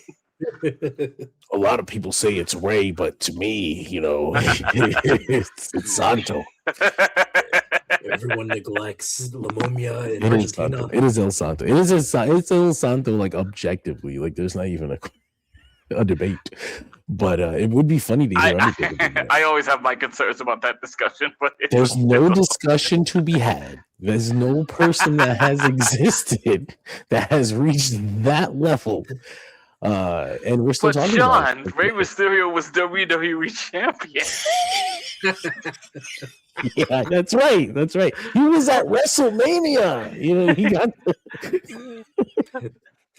he won the Royal Rumble. He won the Royal Rumble. What did that El Santo ever do? What Mexican has ever made it higher than that, John? Hey, Rey Mysterio won the Royal Rumble. Mil Mascaras, he eliminated himself. Mil Mascaras? He was like just a movie star.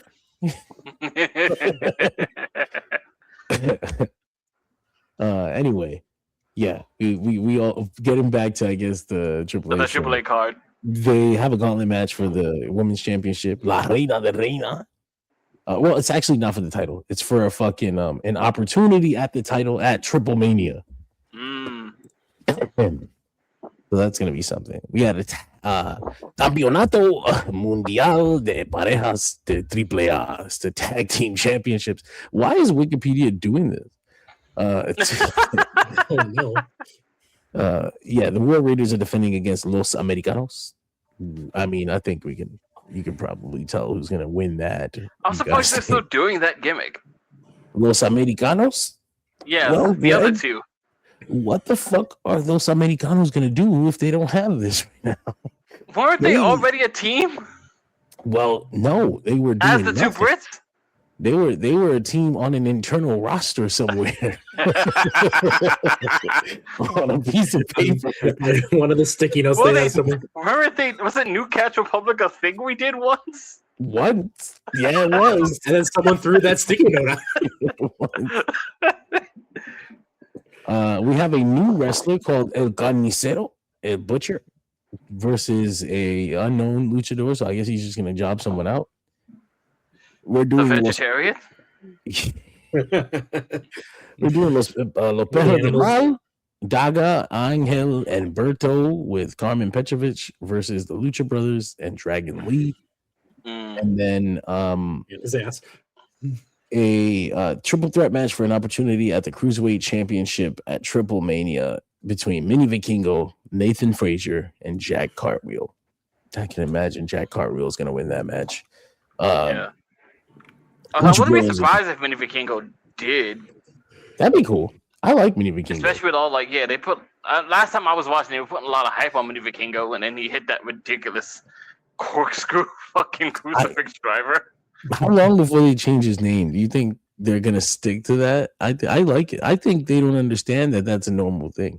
They're just like, it's really cute because he looks just like Vikingo.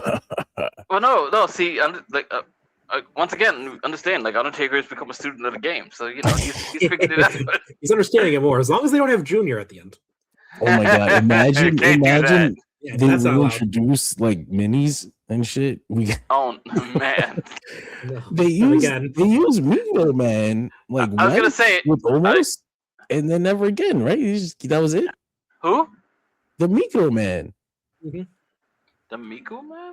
Micro. Oh, Micro Man, yes. And I was gonna refer to the guy they also used as Torito and Minihausen. Yeah, I don't know if that counts. They they're up there doing stuff with people, but it's not like a division. Sure, yeah, but I was saying like they could also. I was thinking like they could always bring him back as like his actual gimmick. Well, you can use all the mini houses and you just have a division. There's a bunch of them. Just put them in masks and shit. Well, no, because one of them is fucking like Brad Johnson or whatever. Brad Williams, the comedian. Yeah, Johnson. Oh, was it? I actually didn't know that. He asked to be one, and then they let him do it. He was outside like giving people sandwiches and shit as a mini housing. Hey, we need more. Really funny. We also have NXT Heat Wave. So the first half of this double shot is going to be AAA Heat Wave. It's going to start at noon. so this is when it gets like really obvious. Like WWE is never. You're in Texas and you're running a show at noon. It's like there's no hiding it. It's very blatantly it's very blatant why these shows exist. Yeah. So that AAA Heat Wave at noon, and then at 3:00. Not only is there a show, but we're double loading shows to keep you busy all day. I don't know what kind of person watches this for 6 hours instead. I mean, I can understand if you're like, oh, I don't have the money and I don't know how to pirate and I don't know how to, look for things online, but they're giving this on YouTube and CW. It's the Clash of the Champions argument. I can just put this on TV for free. Yeah. Well, you know what? It's a free show for a reason, buddy. You get what you don't pay for. Enjoy. I'm gonna be sitting behind this paywall, having the time of my life. But these shows are like pedestrian ass shows. Like they've got. But also, maybe they're paying full price for that ESPN Unlimited, John, and they just can't. ESPN with another price hike too. Drop that shit. Pirate WWE. They don't need the money. They don't need the money. We got a submission match between Jada Parker and Natty on NXT Heat Wave. Well, you don't think Jada Parker could get into her technical back? What does she do? Yeah. That's something of a disadvantage, I would say. The crazy thing is she's probably gonna win too. Probably, yeah. Yeah. Anyway, we got the North American Championship. Miles Natty, that Bourne. new ass gimmick for no reason. I know. But that's what she wants to do, I guess, right? Is work with the young people. And I don't really care about wins and losses at this point in my career. I just want to put people over and, help make. Okay, Rhino. Yeah. Everybody likes to win. Miles Bourne defending his North American Championship against Jackson Drake with Mika Lockwood at his side. Okay.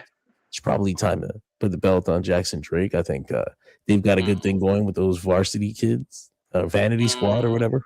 Yeah. But Mika Lockwood. John can't tell the difference between these guys and the frat boys and the varsity blondes and the. Yeah, well, I'll give it to the Jackson Drake ones. They are still around. The other ones broke up, and the frat boys broke up. Well, one of what's his name? Fucking Preston Vance is back in the Dark Order. And he left. Oh, really? Yeah, he's back. And Johnny Hungy won't trust him. You left us, so that's what they're doing right now. Like Nick left us. Yeah, Nick just left. I think he's gonna be like, my internet fucked up. I believe probably.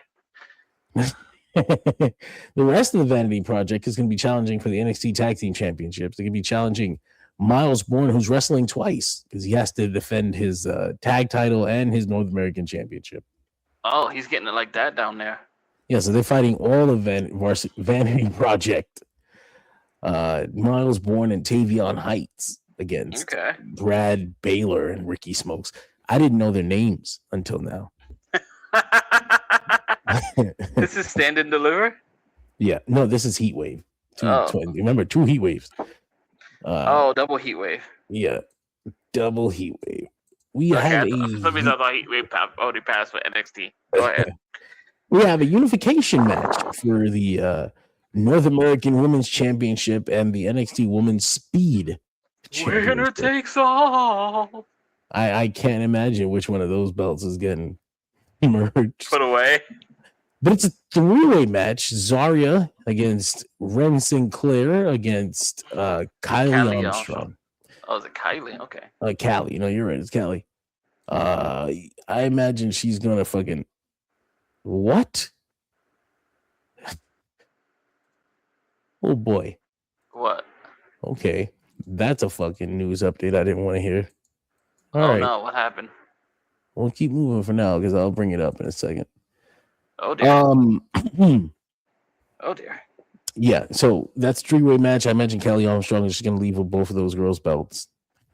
Yeah, I was wondering if that was gonna be the gimmick. She walks in with nothing and leaves it both. And leaves with everything. Yeah, I think so. I've never seen her work like a whole match, but like Callie Armstrong's got some presence on her. She does. I mean, depending on who is in the ring when she does that big shoulder block, it looks cool. Yeah. But like, her shoulder block as a finish is like, we could probably workshop this. John, it's a new age. We got a headlock over. Come on, let it rock. We can work a little harder to get the.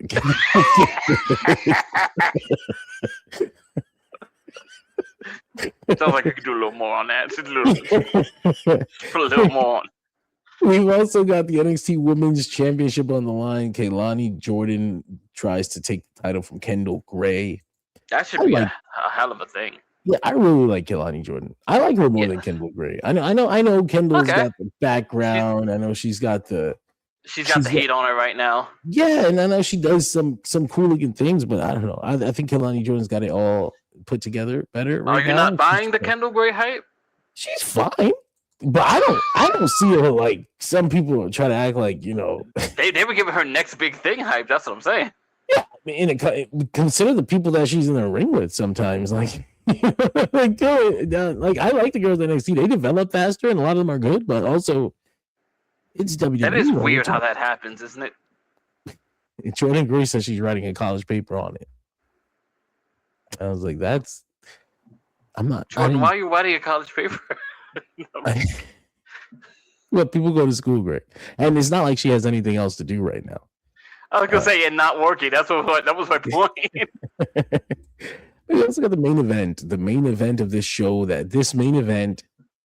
Like, consider also, that. I meant to say, I meant to throw in. I thought Kendall Gray would be over with you because she uses the cattle mutilation. Well, I like her. Don't get me wrong. I think she's fine. Not Kendall Gray. I'm sorry. Not Kendall Gray. Ren Sinclair. Oh, I love Ren. Because she does the cattle mutilation. One, she does the cattle mutilation. Yes, she knows ball. But two, she's pretty funny. She's real funny. Yeah, man. She made Charlie like on Dempsey's... TV funny or like Twitter funny. No, on TV funny. Like she had. Okay. She was very different. I've learned. Yeah, not the Brad Armstrong philosophy. The no corner catch crew was pretty straightforward or whatever till they put Ren Sinclair in it, and it was like, okay. They've got life now. Okay. They did the same thing with Kendall Gray. Kendall Gray is like kind of stiff, and her promos are a little shit. But you put her with Ren Sinclair, and Sinclair breathes a little life into it. Okay. She's got this like charisma to her, and where she's like a Chelsea Green-esque thing going on. Right. But with I guess a better wrestling. Yeah. Yeah.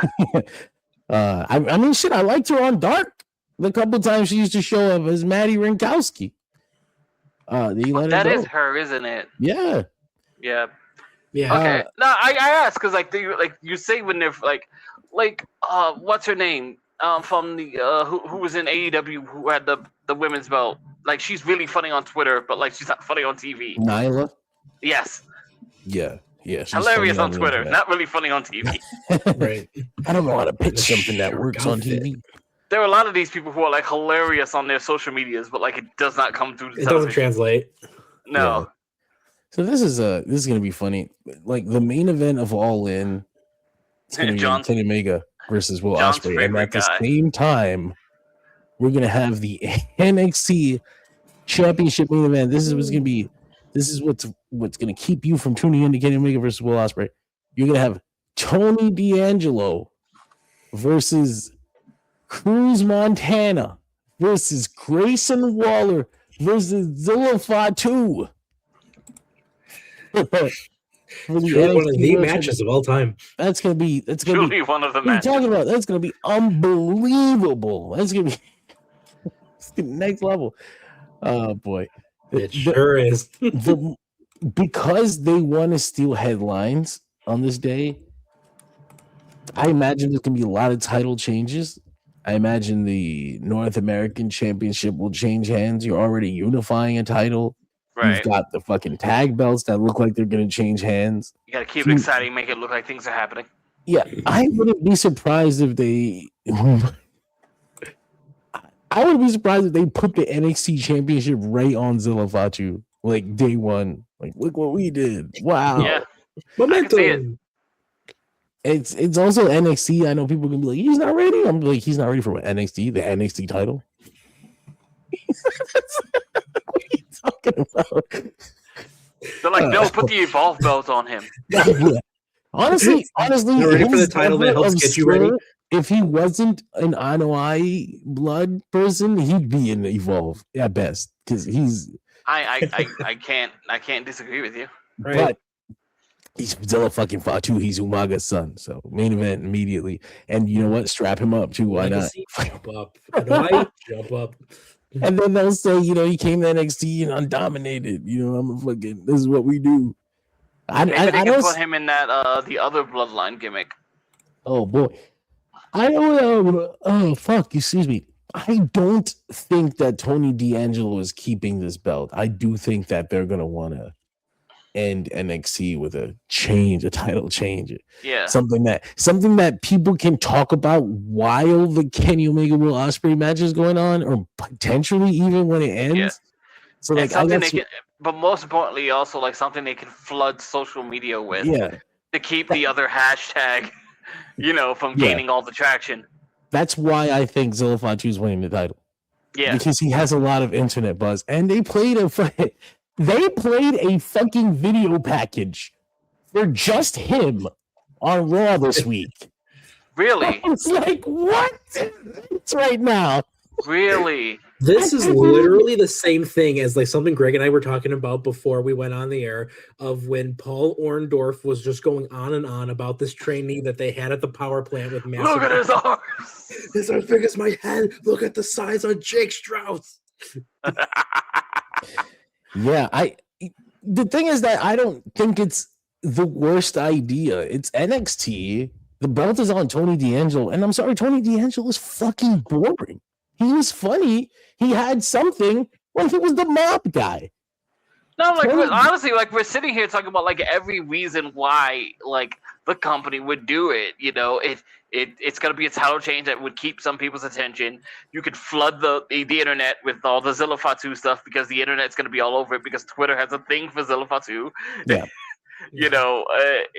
It's free television, so there's gonna be a bunch of people you will get with it. And then on paper, like it is intelligent.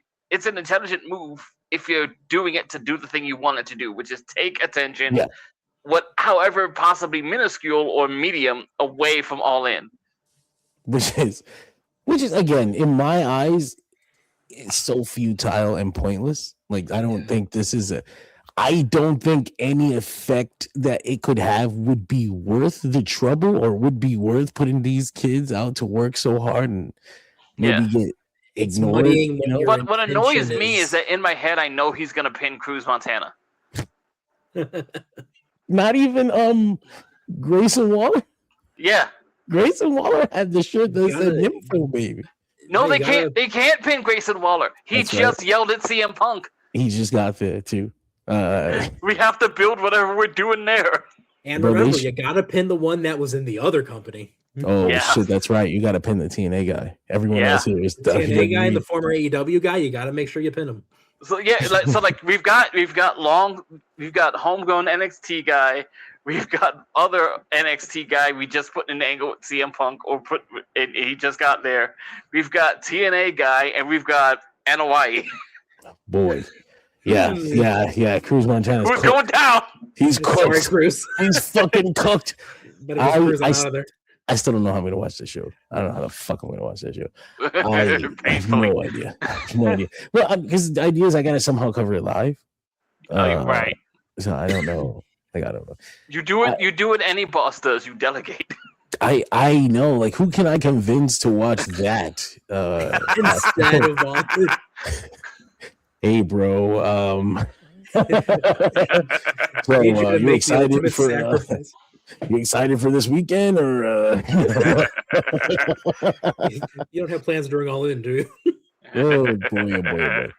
Okay, so that's AAA Heat Wave, that's NXT Heat Wave. Those shows are going to be airing at the same time as AEW All In, the The biggest heat show is of the waving, year baby. for AEW. We did get a breaking news update related to AEW All In. Oh It comes dear, from Brian Alvarez, the Wrestling Observer, and angry guy. It involves Willow Nightingale. Oh, no. Willow Nightingale. Oh no, I was so worried when I saw that segment too. Yeah, I was like, they keep saying the word hand. I don't And like she this. keeps clutching her arm in a very particular, specific way. I'm scared. Willow has a legitimate hand injury. She is expected to be able to work the show. She's going one out there like Shane Douglas. The thing is that they Willow say, Nightingale has a broken arm, a broken say, arm, like- a crushed wrist, and a broken metacarpal that she is still going to defend her AEW Women's Championship. Oh my god! they say that she is expected to be able to work the show, but like, if I'm Willow Nightingale, Gonna run that cast gimmick hard. It's Wrap giving me Bob up, Orton. wrap me the fuck up. Wrap me up, put something hard on me. We're Yeah, going to do this shit. It's a hand. I can work around the hand. Right. I got another Absolutely. one. Yeah. She's really strong. She can. It's a fucking shame, though. It is Yeah. a goddamn shame, because you figure what's gonna happen here is she'll work her best and then drop the belt and leave TV. It was just like, oh my god, all that Yeah. momentum. Having just been gone. Yeah, Honestly, like if nothing else, right? Because there's no reason you can't do it. If the goal or if the gimmick was to give Willow the big win, I say you still do it, and then you run whatever angle you want to run on Wednesday. well, they could do that, but I think But that's just my opinion, and I'm also I'm biased as fuck toward Willow. I love Willow, but I've always been of the thought that I think they're gonna give it to Mercedes at Wembley one way or another. Which is also fine, and then Yeah. you just run the gimmick, you just run the show you were gonna run anyway. There's a good way to make this work, though. I mean, you can get the babyface performance of a lifetime. Oh for yeah, the- and then you just target the hand, and then it's Yeah. a back door out of the end. Oh It's a my back God. door for Willow.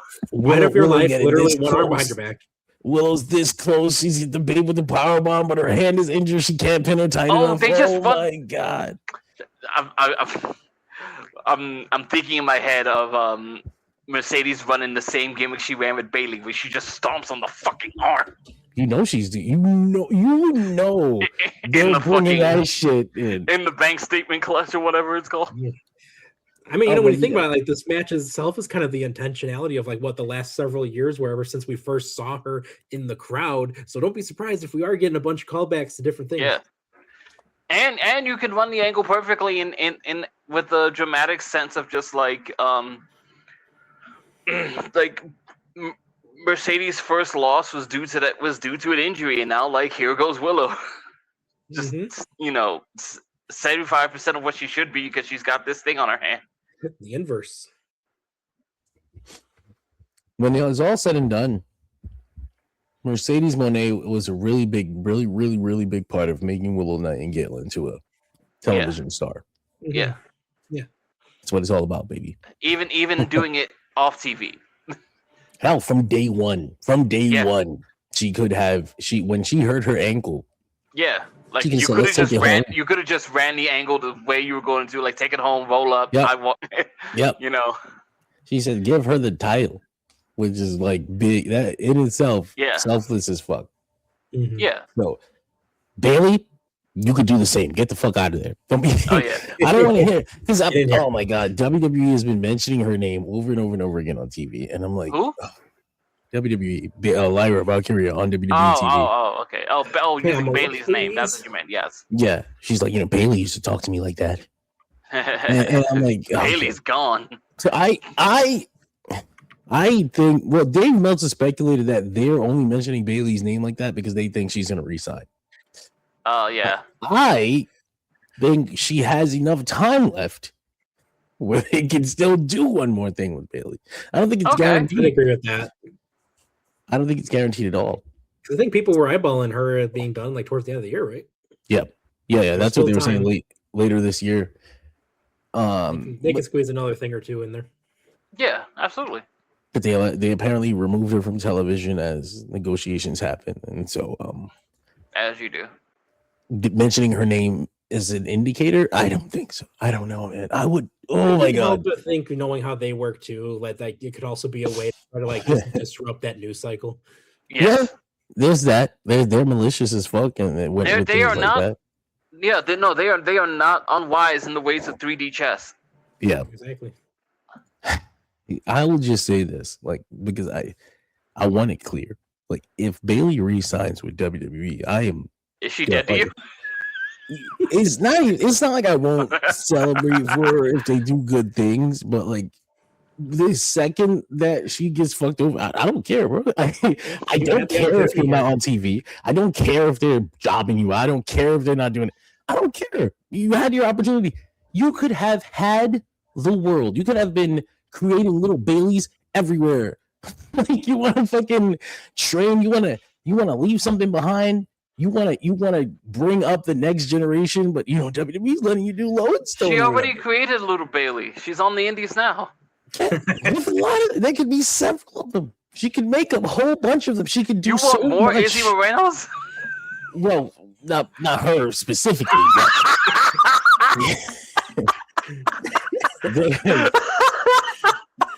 There is so much that she could do for women's wrestling. It's a whole. Okay, outside of WWE, John scores that shit immediately. I don't know. She's probably in there listening to people like Phil, and he's like, Phil, you can't make a change from the couch. you tried for 14 years. Can't make a change from outside the company, Bailey. If you want to change women's wrestling, you have to do it in the WWE. I think he's already done that part. God, that's what I'm saying. Like, she's done it. If there is more you want to leave behind for women's wrestling, you get the fuck out of those boundaries. Open the world for yourself. Also, I'll be the first one to argue. I am not like the kind of guy who gets down with the idea of just like, oh man, like I want to be loyal to the company that gave so much to me and helped me become like what I am today. I'm just like, nah, fuck that shit. That company don't give a shit about you. Right, make that bank. They'd be willing to cut you as soon as they could if they felt like it was right. That company will cut you so fast and be like, I'm sorry, but they're like, nah, fuck that. Go somewhere else and do what's good for your career. And like, there are so many guys who I think with long careers, I said this about Orton, could just extend their careers by just having a bunch of new people to work with. No, bro. You know how much more interested I would have been in Randy Orton if he had signed over and just like, yeah, he's a fucking older guy. He's done a whole bunch of shit, but I would have liked to see Randy Orton, who's still so fucking good, work with brand new people. God, he would have had that Christian Edge run they're having over there. He's working these young guys. He's not jumping off a cage either. His shit is long. His shit is going long. Anyway, man, Bailey. Yeah, I if she re-signs with WWE, I'm definitely done. Like, you've had your shot, bro. You had the golden opportunity here with all the hype in the world, by the way. Yeah, I'm sure they're gonna try to lure her back with all this stuff and all these things that they should have given her anyway. It's just the thing that kills me. Like, so you wouldn't give it to me when I deserved it, but to keep me from going somewhere else, of course, you'll give me a fake version of it every time. I don't know. Some people, I just hope she's better than that. Like, I hope she's smarter than that. We'll see. Anyway, we were talking about All In. We have I don't know if the card is complete. I'm gonna pull it up now. I was gonna say it. I hope it is, but then again, knowing them, they'll come up with some bullshit in like 2 days. You know goddamn well. You know goddamn well. This is AEW All In. We've got a 2-hour pre-show, 0 hour, and no matches announced for that. So expect at least 4 more matches. Bunch of multi people. Possibly more because they do 4 matches on a 1-hour pre-show. So like that's true. You need to fuck around and do 8. They're adding 8 more matches. Oh no! If it happens, it happens. It's a 18-match card. God help me! I'm still not gonna finish this show somehow. I'm kidding. It's still just like half of the size of Slamboree 96. We have we have so far they have sold or distributed 43,000 tickets, just above 43,000. Okay. The setup is 45. Obviously, the building holds 93.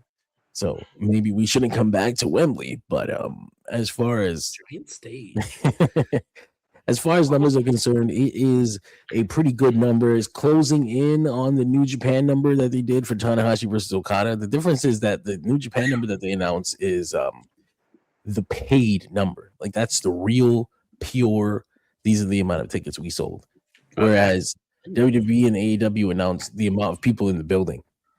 So in reality, it won't. The first show was 72,000 for anyone who wants to get an angle on that. Yeah. 72,000. That will probably never happen again. Yeah, that's not without a huge. Like it was, there was a novelty to the first big AEW show but whatnot, but like without a massive draw, you're not getting that number anytime soon. I don't know what the fuck you'd even have to do. I mean, we'll see. We'll see next year what it is that they are planning for America and whether or not that's actually going to replace All In or if All In still going to happen. And if it does happen, where? Mexico. I don't know who said that. What's the biggest arena in Mexico? They have really big. They have some that are too big. Like, don't run that one. That one's bad idea. But they also have some other stadiums that are medium sized. Get some 40,000s in there. Like a 40,000 is not bad. But they have like 100. They have like 100,000 seater one too. It's like wait, whoa. Don't yeah. I would say don't run that. Yeah. Reel that shit the fuck in. I guess you don't necessarily have to keep it international either, but okay. I would have liked it. All in Mexico would go crazy, bro. How do you fucking sure. All in Texas drew 21,000. Well, I'm gonna look up the arena right now. It's like a 40,000 seat arena, something like that. IIRC. Take it back to where it all started, baby. The Sears Center in Hoffman. Let's go. Where it all begins again. No, right. I don't think All In should ever be ran in a regular building again. You should always do a stadium. Don't kill my dream. It is so nice to drive to the Sears Center. They got 20,000 seats stadiums. Fucking they just did double or nothing. Like we just said, give it the WrestleMania 20 treatment. Yeah, put it inside. It's so small and tiny. It's such a tiny WrestleMania. It's so cute. I loved how I don't know. There's something about that WrestleMania, like the presentation just made up for it. Like, and that city stage was fantastic. I love the stage. I always loved the stage, but I love that WrestleMania. But it is very tiny when you look back at it. It's like, oh wow, it's very small. Yeah, I love that though. It's so intimate. I'm sorry, which one are we talking about? 20. Madison Square Garden. The building is already small, but they really wanted to do the big WrestleMania presentation anyway, so they were like, "Fuck it, we'll put a big stage in here." They never did that again, by the way. It's like the only time they had a big ass stage in Madison Square Garden because they cost themselves so many fucking seats. But it's WrestleMania. It's about the pageantry. It was just like when they had the giant buildings that looked the exact same for WrestleMania 22 and it blocked half the arena. That's right. WrestleMania 23 though. Globe Life Field is 40,300 capacity. See, I know 40,000 something. I knew it was 40,000 something. Yeah. And that show was awesome. This show is double that one, but we're kind of only comparing Wembley shows for some reason. I mean, I guess because they're all in Wembley. But all but one, yes. That's why I specifically looked up Arlington. I want to know what they do for the football stadium, the baseball stadium. Do something at Wrigley. Make Wrigley happen. I'm telling you. I think John got cut off, and he's trying to explain it to us. I love Pictionary. Use the signs, John. Use the signs. All right, sign language podcast, boys. I don't know it. Remember when Statlander did sign language? That was nice. Oh yeah, that was kind of sweet. I'm alive. Can you hear me? Yes, we can hear you, John. Awesome. I'm awake. So, like you said, it's looking like the thing with the tickets this year is that there was a really big push in the last final weeks. Like they've been selling like 1,500 tickets a day these past couple of days, and they crossed 40,000 on like Sunday. They crossed 43 today. I suspect they will cross 45 sometime this week, and then just fill out everything that they have, unless AEW decides to open more seats, and then which itself is a crap ton of people. It's a lot of people. It's a big sell. Last year they did 20. This year they did 40. That's always a good thing. We'll see what happens when it comes to the number. It's I think interesting in that sense, right? They did 20 and a 40, and this year they back to Wembley. They did 40 and a 90. So it's like, okay, maybe run the 100 and see if we can pull 60. Fuck it. You just need a minimum of 40,000 to hit Wikipedia's list of wrestling attendance records. You know what though? Okay. I'm pretty sure that it outsold at least one of those SummerSlams this year. Could have touched WrestleMania. You had to sell more. You had to get to 70,000. I don't actually know what they did this year. I forgot who it was. I forgot who said it, but somebody noted it like, oh, they didn't have anybody come out to announce the attendance. That's how you know they didn't want to talk about that shit. Oh yeah, the fucking SummerSlam. Yeah. That shit was rough, buddy. Hey, the only thing on this list from 2026 is Wrestle Kingdom 20. Of course. They were packing that place for fucking Tanahashi, brother. Let me tell you. Exactly. Nothing else is hit close to this. Actually, no. I think they made the whole big deal of it because that was the first Tokyo Dome sellout they did for Wrestle Kingdom, and it was like that was Tanahashi's dream to sell out the Tokyo Dome, and he took his last match to do it. Just had to call in a little favor from the boy. One more time for you. To be clear, once again, because I love bringing this up. New Japan called in that favor and got told no. Tanahashi called and he was like, for you, brother. Okay. Okada didn't even take the call when it was New Japan. His agent spoke. But when Tanahashi called, they're like, Tanahashi, no, it's Tanahashi. He's like, fine. Over. Give me the phone. Just like Nick did. Give me the phone. Hand it over. Let's do this. He probably thought to himself, he didn't call me himself, so like I don't care. And then it came. We was just like, all right. Okay. Put my foot in my mouth. Okay. It says Tanahashi. I know this phone number. So far we have 9 announced matches. Mm-hmm. Even though one of these matches is vaguely announced, like I'm not even like we never got a card for it or a graphic. We have Hangman Adam Page and Brodeo. Multi-trios supposedly defending the trios championship. Supposedly, maybe. Wikipedia's listing it as multi-trios match. But that's just an assumption. Everybody is assuming that that's going to be the case because they mentioned because of the supposed swerve of it all. Yeah, swerve of it all. You got the whatever's going on with the Demand and their giant group. Yes. The Demand, the Bang Bang Gang is around. Gang. The fucking the 4-way trios match. I'm guessing. Supposedly, maybe we're guessing. They never fucking announced it. I'll ask your opinion, John, especially if you're like trying to sell a little more toward the end. Like, do you announce it or do you just keep it a surprise? I've always been more of the moment, man. I mean, unless you're dying, like if you're dying a death, and you need to move those tickets. We gotta throw it. But I like the surprise. Or I would have hinted more though. I would have do the rumor like they did with the first dance, with, selling out with just the hints that Punk would be there. I would have had Swerve out there with a fucking unicorn hat on or something. Something obvious. I can't wait for this New Day. Weeks of that New Day content. Let me tell you something about tomorrow. Gonna be a new dawn. The sun always look at all these comes out clever comments about. Look at all these clever comments about like unicorns and churches and sermons. You know what I like? Anime and video games. Okay, Swerve. Relax. I don't hear blaming on cheat codes start with up, down, down. Hey, boss, did you see the new One Piece? I might need to make a call to a couple of Saiyans.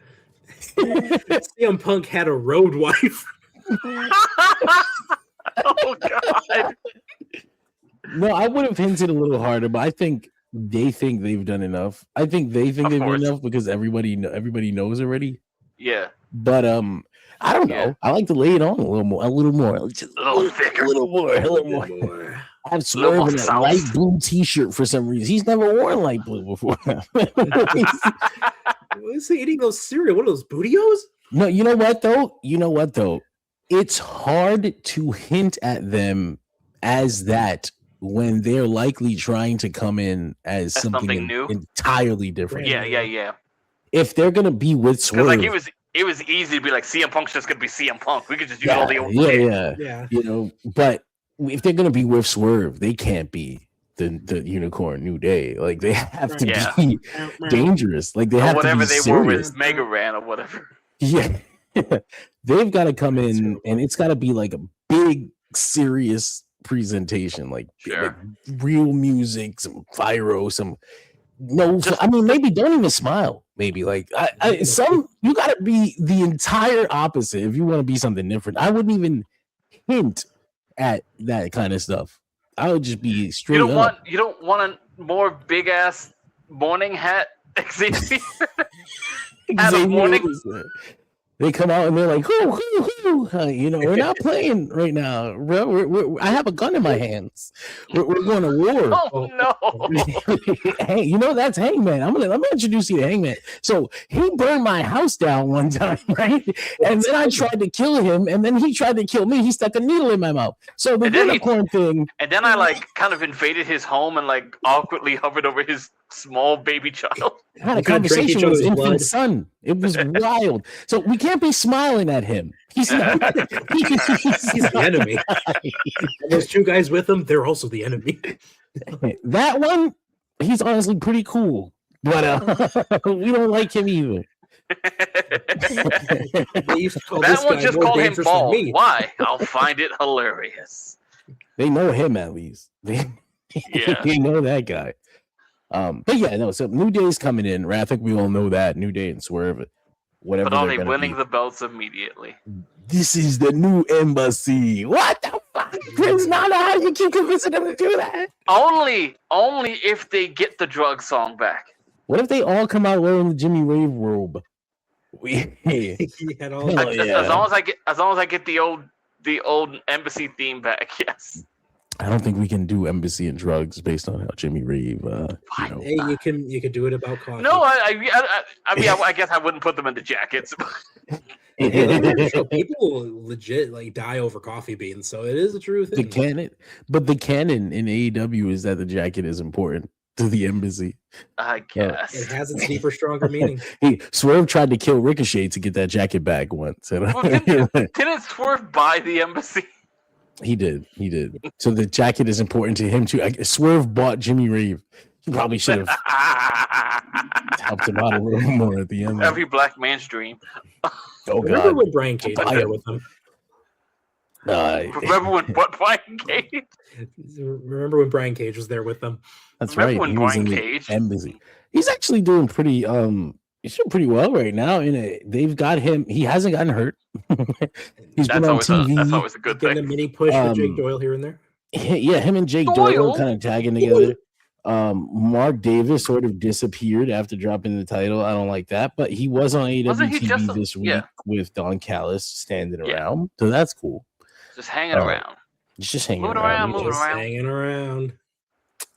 So yeah, we've got that the multi-trio supposed match, and who knows who's going to be in there. But I imagine that Swerve and the New Day will take the titles. Like, I don't know. I guess you don't have to strap them on day one, right? But something significant should happen. They shouldn't just be their first appearance shouldn't end with Swerve, Kofi, and Creed sitting on the ground outside wondering how they lost. Yeah, that's kind of the thing about debut matches. You know, you kind of gotta do something with it. Like you could have, Steve Borden Jr. lose his debut match. He's a kid, but in wrestling terms. But like you can't bring in the New Day and just have them take the L, or even not even take the L, but just not win. I'm honestly just kind of thinking now, since it's multi-trios and we're not like saying anything, like it could just be like, hey, open challenge. Hey, here's both sides of the demand. You got the Lethal Twist, you got Ricochet's little trio, and hey, we got the Bang Bang Gang here. Bam, the match is done. It's like, you forgot about this team, and there comes the others after, that's kind of a callback to WrestleMania 33 callback there.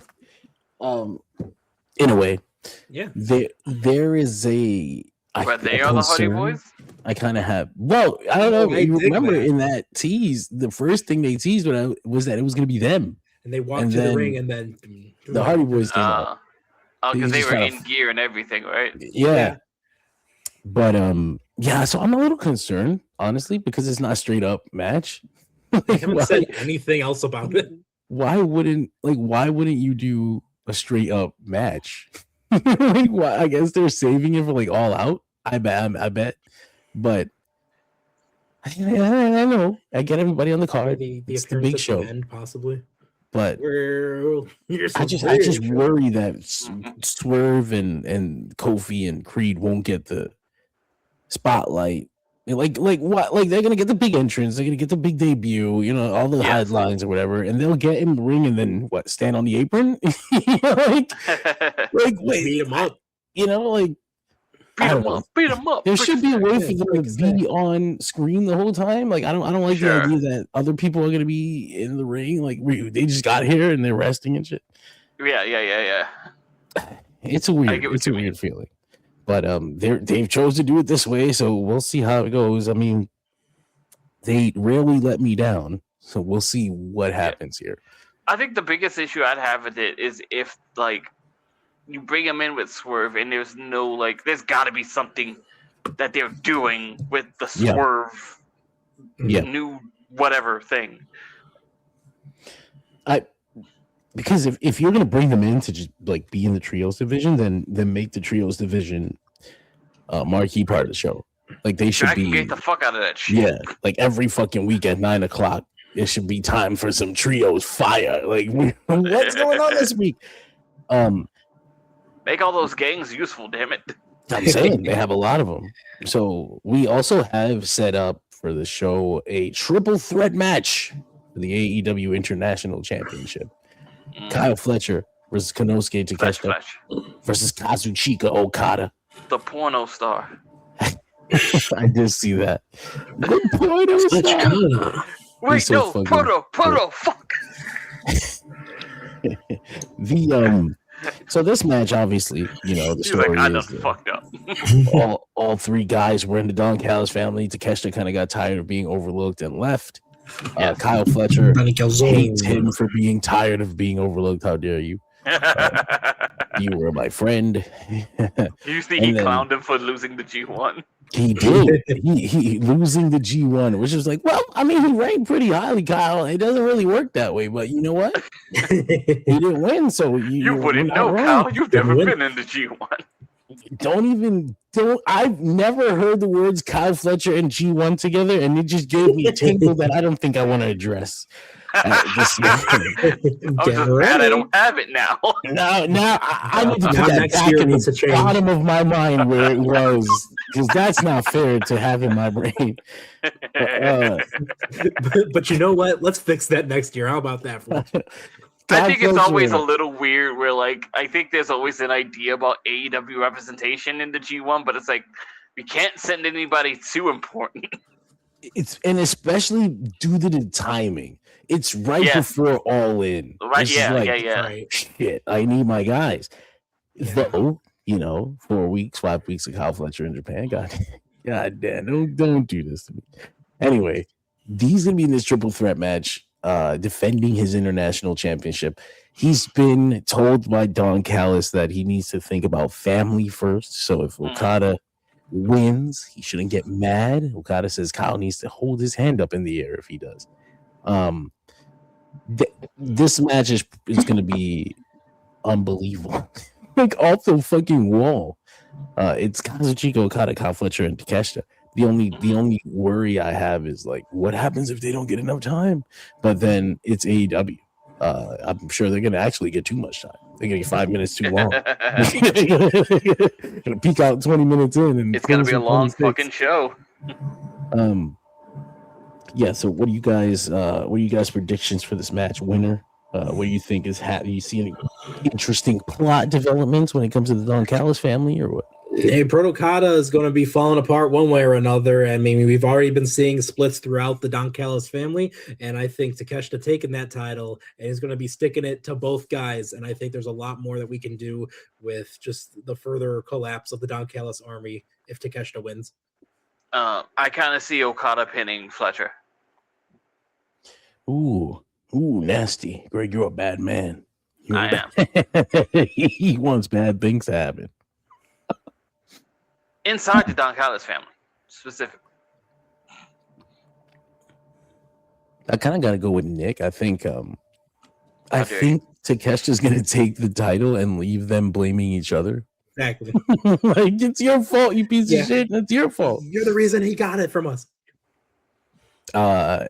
We'll see what happens with that. I mean, I get this feeling like Kyle Fletcher is becoming way too popular for this Don Callis family situation. Like, maybe he's on the cusp of not needing them anymore, but he's not exactly there. Like, I still think he works really well with Don Callis. Like, there's got to be a little more development, and then he can rocket away from the Don Callis family, because I don't think 2027 should end without Kyle Fletcher sniffing that world championship. Didn't he already sniff it? Sniff it again. Sniff it much, much more. He got one shot at the title as TNT champion in a situation where we knew he wasn't going to win. Sure. I need him to start getting involved in the main event scene regularly, but not yet. Like, we're not there yet. It's a bit crowded up there. Exactly. That's another thing. But we're talking, he can't stay stagnant. Sure. He dropped the TNT title, and it felt like we were going to do something a little more, and then he got the international title, and I was like, that feels lateral. He just stepped over lateral path. He just stepped over to the left. Okay. Would we say for sure that this is the final main event Omega match? I think this is I don't think he'll ever main event All In again. I don't think he'll ever main event a pay-per-view again after this. But and I think it'd be right to do so. I think it'd be right to do so. At the very least, not in like a singles capacity. And not regularly. I'm sure he'll have maybe and then like the major one more shot that he fails at or something, and his retirement. Though I don't think he's going to retire tomorrow either. I think Kenny Omega's going to try to go for as long as possible. Yeah. As long as he holds up. So after that we have a Falls Count Anywhere match between Darby Allin and Kevin Knight for the AEW TNT Championship. These two men have been playing. Two guys also competing for main event spots. They're gonna blow up. Yeah, but I think Kevin Knight is further back in the line than Kyle Fletcher. And Darby has kind of already had his spot. Even like Darby as the guy with the higher belt. Yeah, I know, right? I guess it has existed longer, but again, I feel like they're both sort of redundant. They're both the same belt in a way. Like, this is the TV title. They are definitely redundant. I can't argue that. A lot of those singles belts are redundant. But these two particularly, I feel like share a space in the upper mid card. Like, Sure. Yeah, it's just like technically the TNT belt has more prestige to it due to the length of time and the guys who held it, like Cody and whatnot. Yeah. But I really like Kevin Knight. I think he's fucking excellent. I think he's got the world ahead of him. He's also only been here a year, so like we can chill, for a second. He'll be all right. I guess Jet Speed really did get killed real early. Way too fucking early. I'm going to mourn this until they go back and address it. It's not done. Mike Bailey's not on TV because it was unnaturally finished. Nick, how do you feel about Jet Speed dying an early death? It should not have happened. They should have kept that going. I mean, I'm glad that Kevin Knight's getting his opportunity to show what he can do as the Jet, and I'm glad he was able to main event the last pay-per-view they did. But come on, they could have done so much more with that. There's still a lot of I think feuds and whatnot that were left on the table. And imagine Jet Speed together while we have Kofi and Xavier coming in, and with the Machine Guns coming in. There's a lot of missed opportunity there, I feel. The Machine Guns came in. Remember that? And left. Yes, they did. I think they check out our new song. Television. It's by us. I knew when they put them on Collision and they debuted there, I was like, okay, they're just not ready for them. Yes, they work here, but also we've got 17 things going on all in season. We'll see you guys in the fall. We could have waited, you guys. Happened to be in Detroit. he did the same shit. Because of the Detroit thing, I guess so. He did the same shit with Hangman when they were in Virginia. It's like Hangman is scheduled to come back in 3 weeks. However, we are in Virginia, so we'll make an appearance on Collision. Just no respect for your television continuity at all. Yeah. Okay. Speaking of television continuity, we thinking there's any involvement? I was considering the idea of with Kevin Knight and Darby Allin that, of course you're going to have Don Callis family try to go in there and get involved. It's false count where anything goes. But, people are always talking about Sting helping out. But what about Stephen Borden Jr.? Well, they did put him on TV, so we kind of have to pull the trigger on that gun, don't we? Chekhov's gun. That face off. Chekhov's son. Chekhov's son. Yeah. Things like whose son? Bang bang. Well, see, the thing that was interesting was Darby kept telling him not yet. So he's in the plan. He's in Darby's plan.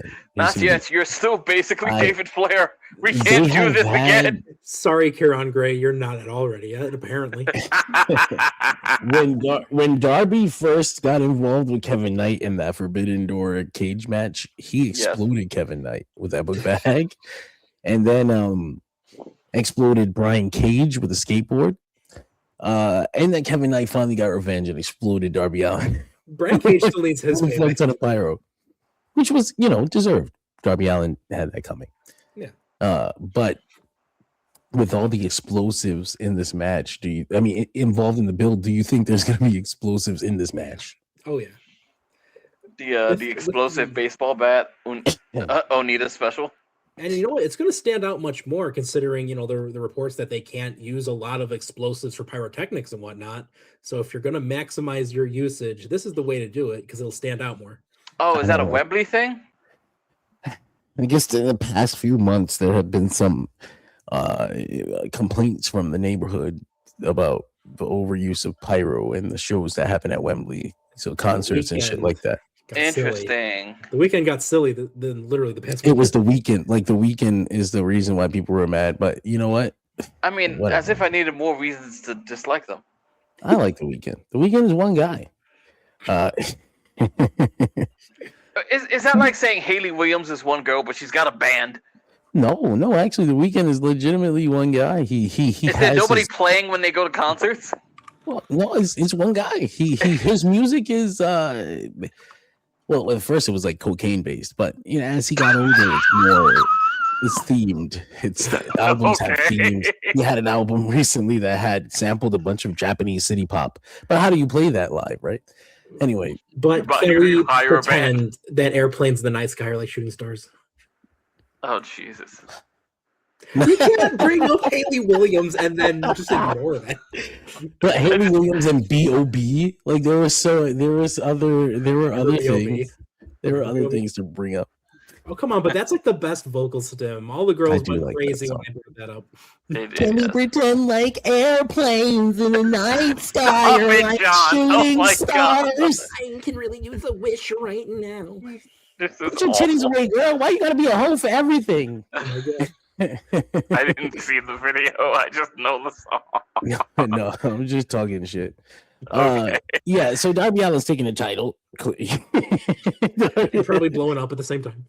Darby Allin's taking the title from the Jet, and I want to know what the Jet is going to be doing afterwards. Like, are you going to get right back into this Mike Bailey thing? Like, Mike Bailey should fucking around and be involved in this. Mike Bailey should help Darby at one point. I don't know. He shouldn't be missing. That was the thing. It felt like they were setting up for Kevin Knight to focus on Stephen Borden after. And I'm thinking, like, why wasn't Kevin Knight versus Mike Bailey the All In match? Like, that's my thing. See, Tony has this thing with Wembley where he's like, this is my big show of the year, whatever. And yeah, I'm booking big matches for it, but I'm not booking matches that are like, but at least not this year. Narratively like continuous or like last year they had that fucking Hangman's Redemption and the Death Riders bill for a year, and it felt like a big thing was coming. Like, well, yeah, but that's in the main event. It's the rest of the card that's kind of. We'll put that together. But even this year's main event is like we're tying things together that had happenstance things, like with both feuds. It's like years in the making. I mean, kind of, yeah, sure, yeah, you could tie them together that way. But last year they had like a narrative that they built for 8 straight months, and like it felt like we were building to All In. This year I didn't get that. Maybe the only match that had that kind of build was fucking Edge and Christian and the Young Bucks. I mean, wouldn't that be because the intent was to do MJF? Maybe. I know Will Ospreay had said that there was discussions about going another direction. Okay. But they thought Kenny Omega was the way to go, and that's fine. But also, right. But when do you think they made that call? I mean, probably when MJF fucked his knee. That's what I'm saying.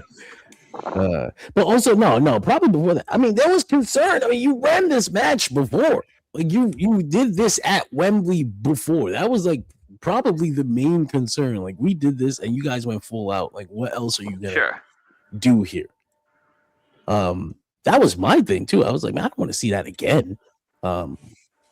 That's the big main event either. And it's crazy because Moxley and Hangman had done that before, but I guess they hadn't done it in Wembley in that situation.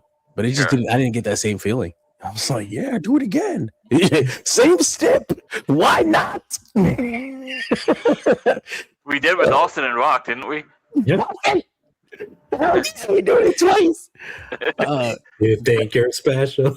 But there wasn't that feeling. First, baby. There wasn't that feeling when it came to potentially doing MJF versus Will Ospreay. And I guess their idea is that Will Ospreay's rise is the long story. Crowning the king finally. And I think that's I understand why you'd want to tie that to like Will Ospreay's rise to like Omega's Swan song. Yeah. I mean, it makes sense. He's legitimately gonna pass the torch on. Like, I was the guy. I was the original face of this fucking company. Yeah. Like, it's your turn now. That's fine. Which was the point of bringing Will Ospreay in, and we waited a year and a half or 2 years to do it. It's Will Ospreay wanted to take L's on pay-per-view. Bro, it took a minute to get there. I'm a team player, bro. Bro. Shouldn't be afraid to lose, bro. You know what, though? He came in 2023, right? He came in, he did the Wembley match. He was still in New Japan. Signed in 24, and I thought for certain he would be world champion by that summer. Like, so he's gonna be world champion tomorrow, right? I was gonna be by now. Like, it'd be multi-time world champion. They really waited 2 fucking years. I don't know if I applaud the restraint or if I. Although he was kind of on his back in a hospital bed for a good bit of that. First of all, for the last half too, but there was a good period in the beginning, especially when he had to take the L to Swerve because he swore he was like, I don't want people to think this is gonna be the match in the summer. That's how big it was. Like we had to have him lose first because people were so gung ho for Will Ospreay. Sure. I mean, of course, we end up having it. Some people might think that it wasn't worth it, but I still think the Bryan Danielson Swerve Strickland match is one of the greatest things AEW's ever done. That fucking giving Bryan Danielson that moment. Oh man, Sure. That was worth everything. And then he had the match with Willie. He did. Oh man, don't even bring that up. I it doesn't fit into what I'm seeing at all. But God, I love that match. God, I love that match. I think of that match a lot because I think of like the way, the kind of scary way Brian grabbed his shoulder after that Tiger Driver. Mm-hmm. The sketchiness of it. It's like, I killed him, bro. I fucking killed him, bro. And that's impacted ever since. He's been traumatized ever since because Bryan Danielson sells like a sick man. Like, I love the fact that Danielson does something, and then all of a sudden, that has been a story that continues for the entirety of any AEW. And it's many things. Brian leaves behind a storyline legacy. Lots of things still exist because of him. Willa Yuta still does his moves out there. Dresses in burgundy when he can. Garcia still calls everything Dragon Tamer, Dragon Slayer, and all those things. God, I miss those days. Divine Dominion defending their tag team titles against the Brawling Birds. Indeed. I at first was like, okay, this is whatever. They went out there tonight when they were in the ring together, particularly Megan Bayne and Jamie Hayter. They were throwing bombs. I was like, oh shit! Hold on a second. This match is going to be a little more explosive than I thought it was going to be. I wasn't really thinking about it at all. I want to say sort of like offhandedly, there are times out there where Megan Bayne is in the ring and they're like, you just look like a beefy Charlotte. Like if Charlotte just really put some muscle on. It's a lot of muscle she got to put on. A lot of muscle. It would be a lot. Yes, absolutely. Yeah, Megan Bayne's like fucking two Charlottes with yeah, weapons, yeah, especially with them broad ass shoulders. Ah! I think it's like the same kind of gear with the kind of blonde hair. Like, I don't know. Just sometimes I'm just like, you give me Charlotte vibes. The theme song it's makes not a me bad think thing. of, I'm just like sometimes I look at it. I'm just like the theme song makes me think of Doctor Who. Yeah. It makes you think what? The Divine Dominion have this theme, and it makes me think of Doctor Who. I can see that. I get that.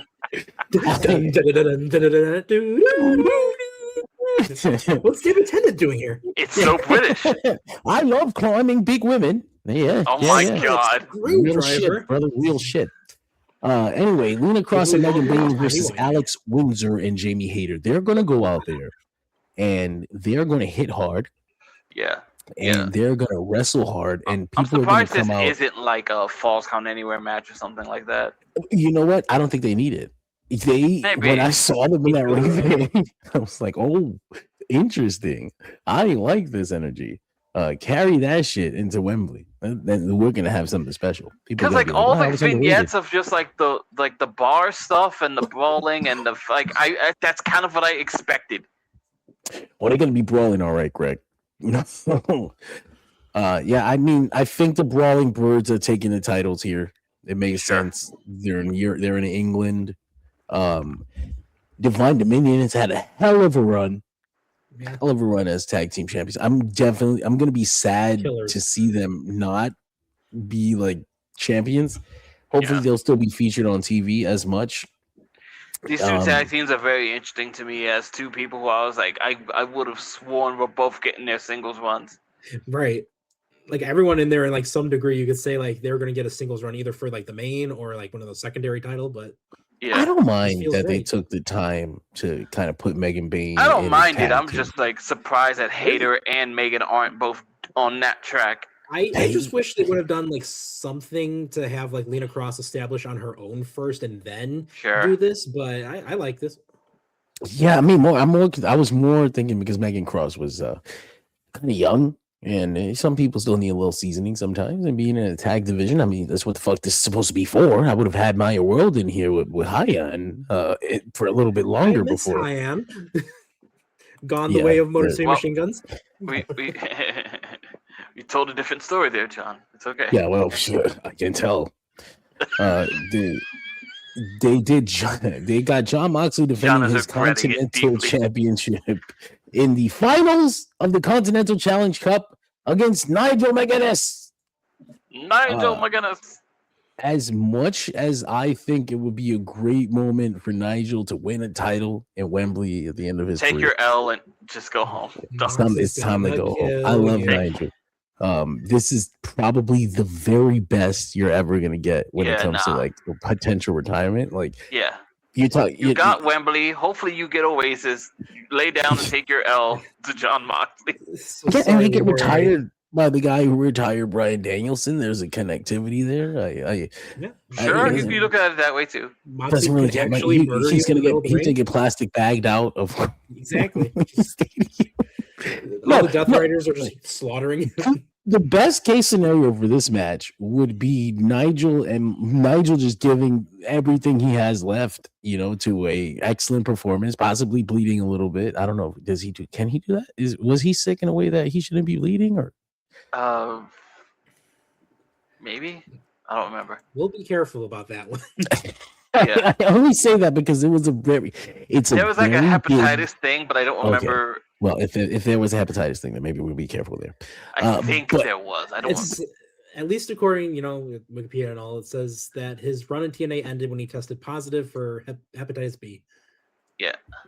Is that I don't know if that's the blood one, but I'd be wary. Is that the blood one? Is that the Bob Orton one?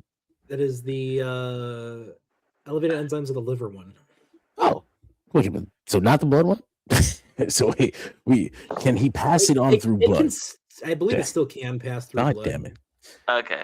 It's blood and body fluids. Okay.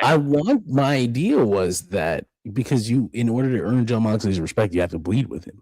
In this instance, we'll just fight to the death, no blood. He's gonna just give him a blood capsule in the mind. Honestly, have him bites on it. Just because you could have had him, they could have fought to the death, and then I'll give him respect. He bled with the fucking Death Riders, and we sent him on his way.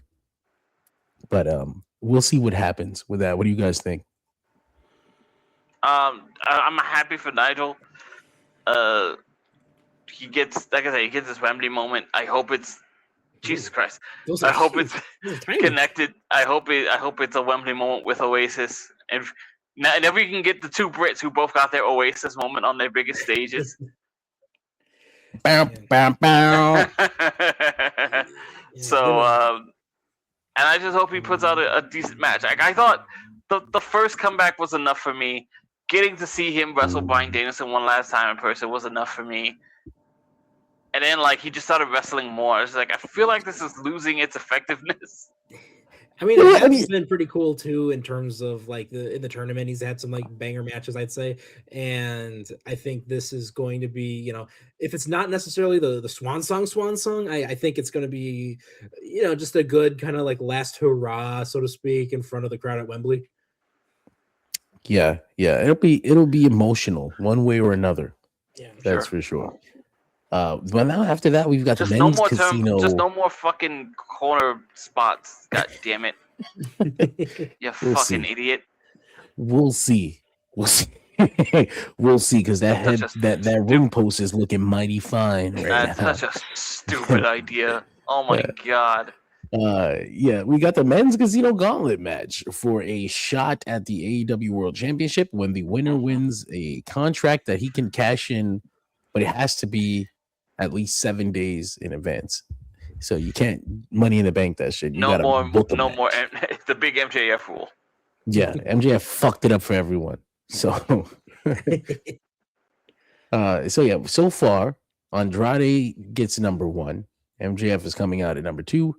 And then we have Tommaso Ciampa and Chris Jericho confirmed to be in the match. It's interesting knowing that it ends before they come out.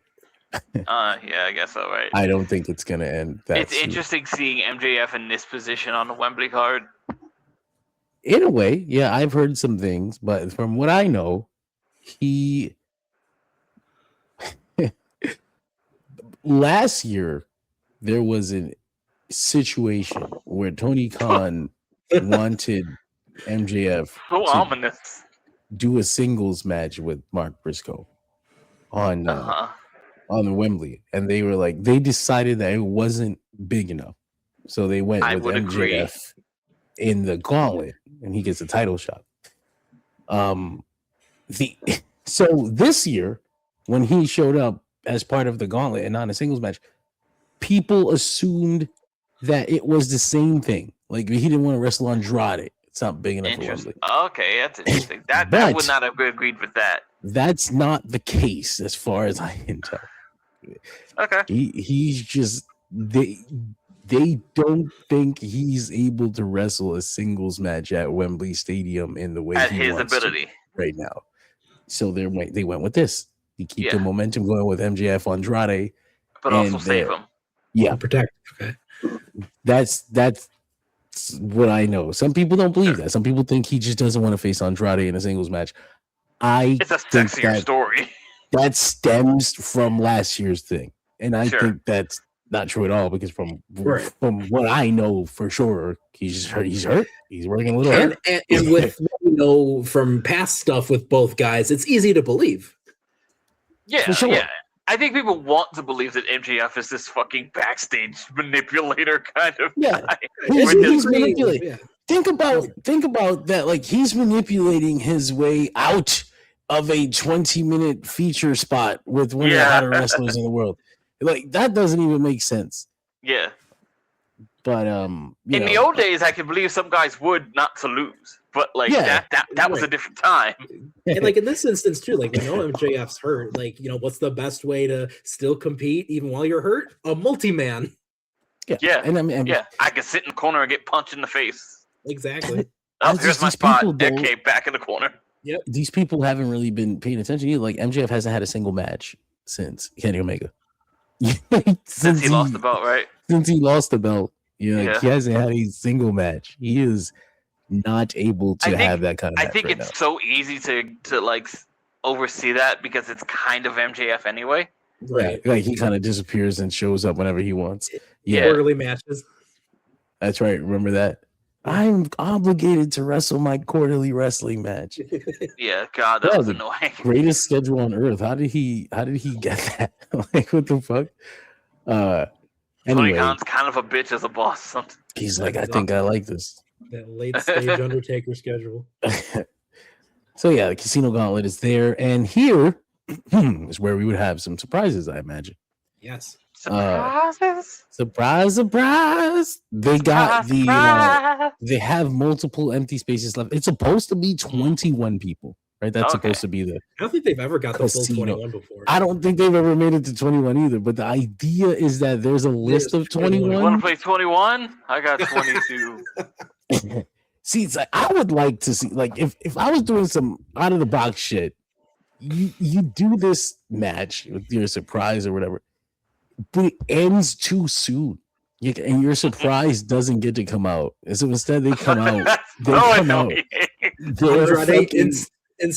fucking furious. They just come out and beat the shit out of whoever wins. I was supposed to get my moment. This was supposed to be my moment. Like, what? Is this where we might see a particular Russian superstar? Oh, is he Russian? I feel like he is. I think he is. I think he's actually Russian. Yeah. Well, I think he would definitely be available. Like, he has been available since. Because his contract ended, he was not fired. 20th. Yeah. If he was born in Moscow, Russia. Yeah, hell yeah, real Russian. Yeah. Not that Bulgarian shit. Real Russian. Man.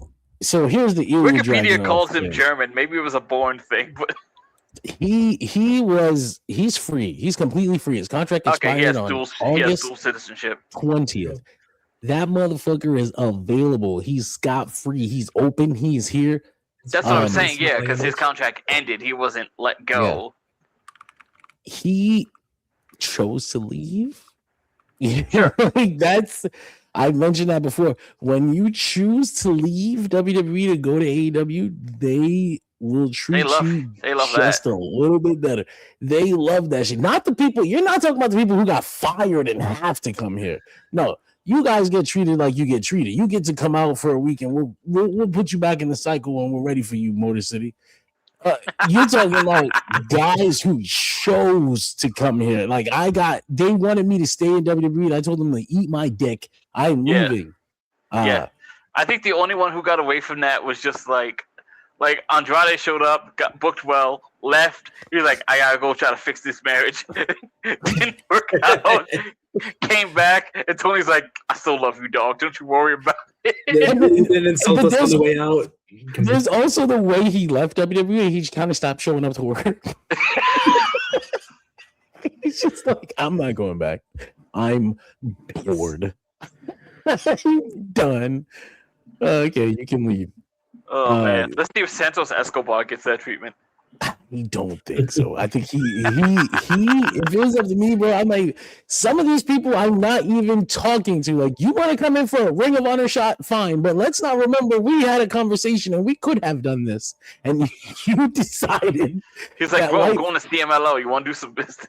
Yeah, life was gonna be better over there. He's gonna be fine in CMLL. Like, CMLL doesn't take part in these free agent fucking negotiation bullshit. So like when people are like, I think Ilya Dragunov should go to CMLL or New Japan, and you're like, well, CMLL doesn't actually do that, and New Japan can't fucking afford him. So I would educate myself. I love John's like, you can't. None of these people have the money. That's how John's baseball card's gonna look.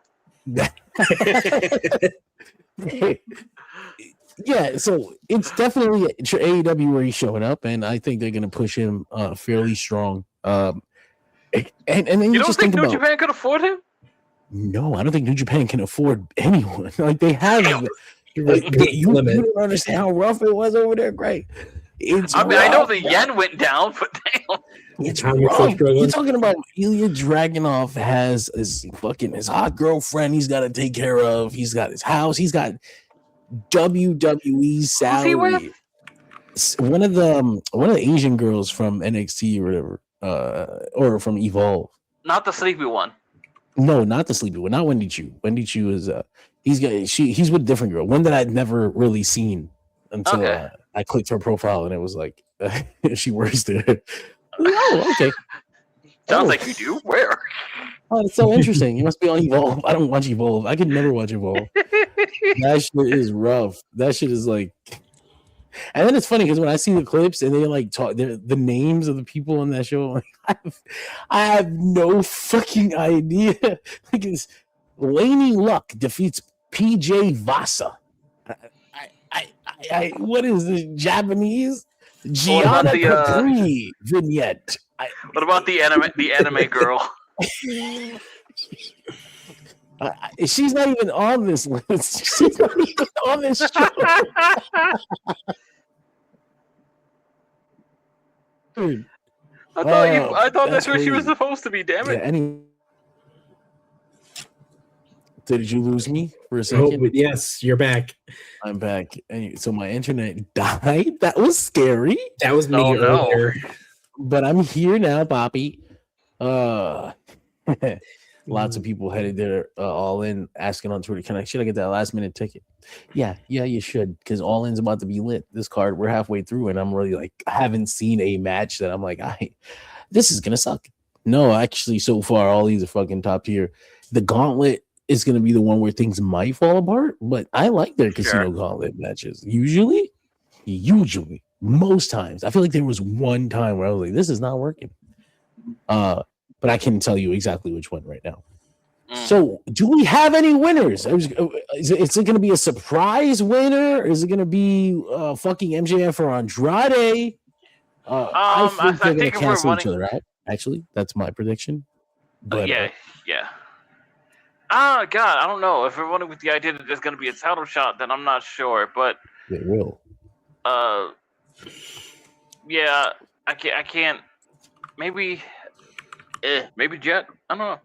Honestly, I think that Andrade versus Will Ospreay for the title would just feed many families. It would be a banger, yeah, but that would. I don't know if we're gonna do. My question is, Tony Khan sees a lot in Andrade. Would he be willing to run that match right? Right. I wouldn't say it'd be necessarily immediately. Because is it that like you can hold the shot for a bit, or does it like have to be within? I think I just really don't never want MJF said- to win it again. That's the thing. I don't want MJF again. It does kind of feel like okay, you know what? It's because I've seen this before. People wouldn't like this either. People would not like this, but you know what? If I was gonna do some heel shit, Lady Lee, okay, I know. Jon Moxley would enter that bitch. They'd be like, "What the fuck? He just wrestled. Like, what the fuck is going on?" Do the Will Ospreay thing. Yeah, we're getting Ospreay my did Will that Ospreay previously. match. And Moxley just has unfinished business with Will Ospreay. Like, I want him dead. I would have thought they would have used. I guess that's makes sense. I would have thought you would have used the momentum from the cup to do that anyway. Well, you can't because you got you. I mean, I guess the thing in AEW too, sometimes being a champion on a lower tier is enough for you to challenge the champion. I mean, the Jet I was gonna say it worked for Jet. Yeah, and then he's not the first one. You know, like many TNT champions have just challenged for the world champion based off the fact that they're TNT champion. This is something we should establish on television as like the rule. I would like that to be a hard rule. No. Well, we don't want to option see it now. No, you don't want it to be like you can. Maybe I would give it a certain number of defenses. Like after your fucking 6th, 7th defense, you're eligible for a shot. I remember when NWA ran that gimmick. Did they? It makes sense. After if you defended like the TV championship a number of times, you pretty much got a title shot. I think that adds a little drama, especially when you get to that knife match and you lose. It's like the end of a Cup World level. Now that we've put it out, that looks good. Gingerbread Vader. You make me want to pull Vader. out my. It's Eat Christmas though, right? It's a Christmas Vader. Is he wearing a Christmas sweater? Is that no? what It's it was a Valentine's Day thing. Oh, it's a pink sweater. I thought it was green and red. It's got. I've got a little. I see it. It looks like a little Vader Hershey kiss. Because I have a fucking Christmas R2 series droid. He has like a Santa beard and that's very cool. Black Series stuff gets interesting around the holidays. It's like Christmas Masawa. Yeah, I like Christmas. Green Santa Claus. Anyway, he would wear red. I seen him in green though. I've seen him in a green Santa Claus outfit. I remember when he had like the red and white tights. That he only wore for Christmas. It's really weird, but great. It sounds like I get it, but also it's wrong. Why is he dressed like Taue? What? That's one of those funny things when the people's gears and colors are so strongly established, you just associate them with other people. It's like, what is this Taue Masawa? Like I know Kobashi wears like purple and black and shit later on, but I associate him with orange. Y'all, I just killed the world's biggest freaking spider. It was on the wall right behind my monitor. Is that why you left? Horrifying. Are you trying to show it to us? I'm good, bro. No, I left so I could go. Like no. I was like leaning forward like a hunter. I was like, here we go, and then bam. See, I would have just been here screaming like. I would call you guys to help. Over here now. Brother, do you? Oh, I'm not even gonna say it. I'm not gonna dog her like that. Uh-oh. We got the AEW World Tag Team Championships on the line between Cope and Cage, Edge and Christian against the Young Bucks. First time ever, something that was really important to Edge and Christian. Something I guess I hadn't considered when I was fantasy booking that triple threat TLC match. I meant to ask you, did they wrestle the Hardys the straight up match? The Bucks? Yes. Yeah, I was at two of them. I was. My short-term memory is pretty ass, dog. I barely remember it too because I was very drunk for the first one. Well, I can't speak to that part, but it was great. They were doing Manhattan Mayhem at Ring of Honor. I think the Bucks had just defended the title. I was thinking in AEW. Oh no! I know if it was at Ring of Honor, I know I missed it. Yeah, no, that was good. They had a feud in Ring of Honor, and it came out of nowhere. It was just like the Hardys don't work here. Bucks are defending their belts. they win and they defend in the Hammerstein, and then the lights go out, and the fucking Broken Hardys are just in Ring of Honor. And you're like, what the fuck is going on? Right. And they challenged them to a tag match for the belts, like at this minute, and they took the titles, and they feuded with them for the whole. Was that? Yeah. And then they did the 2-night with the WrestleMania. Yeah. Then they dropped the belts double in the ladder match. Bullshit. And then the next night they appear in another ladder match. Yeah, fuck that weekend. Oh my god, the money you would have to pay me. Okay. Back. And they went out there and they didn't do shit because they did everything in the ladder match with the Young Bucks. So they just kind of did nothing until it was get Jeff's one turn Jeff to Swanton. But they did have a match. Yeah. I meant like on television for AEW. They had Jeff fucked everything up. The Ring of Honor thing did happen. Oh, because was that when he got hurt or when he got on the drugs again? It was the drugs, the alcohol, the DUI. Gotcha. They did the Young Bucks versus Jurassic Express versus the Hardys in that 3-way ladder match. Understood. And that was real good, but we didn't get the singles. But we will get the singles here. The singles tag match. Yeah, the singles tag match. Nice. 2-on-2 tag match. The doubles. Like tennis. I don't know.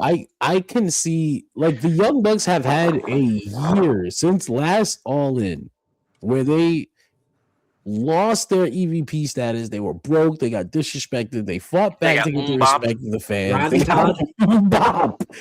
They were rotten Todd.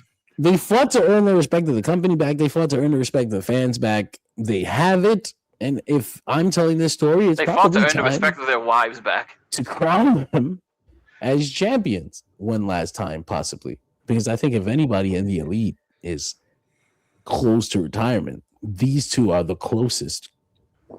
Matt has talked about it in the past. Like they've talked about potentially retiring, and they've thought about it. People Dave Meltzer was talking about how he thinks this would be their last contract. And for some reason that was aggregated as this may be the Young Bucks' last contract. He said that at all. He was just saying, man, this could be the end. Sure. No, man. He reported I feel like I've been hearing that a lot lately. Yeah, well, that's usually how the internet goes. Not at Dirt Sheet Radio, though. We're really good at this. Well, no, not just that, but like all guys like Joe talking about it being his last contract, and AJ was saying that a year ago before he actually did retired. Dustin, yes. Yeah, but a lot of the guys from that generation, the style that they wrestled, they shouldn't even have lasted this long. 20 fucking years. You're talking about 30 years, some of them. And it's probably time to go. I'm glad we had them. I love the Young Bucks. I personally have the Young Bucks as one of the greatest tag teams I've ever seen in my fucking life. And I would argue that I've never seen another tag team get so big that they had to help create another promotion to actually make their act work on a level where it deserved to be. But that's another argument for another time. One that they actually brought up on TV tonight. That was interesting. I was like, oh shit, look at you guys. Talk your shit. But yeah, I think I wanted Edge to be like, didn't you name it after yourself? No. Isn't they you? It doesn't matter when the other fucking they is WWE, man. Come on, man. What are you talking about? Like, nobody knows how those names came about. It's like they named a pay-per-view after a company after us. Isn't they you? Yeah. Aren't you guys the ones that did that? My name is not Tony Khan. But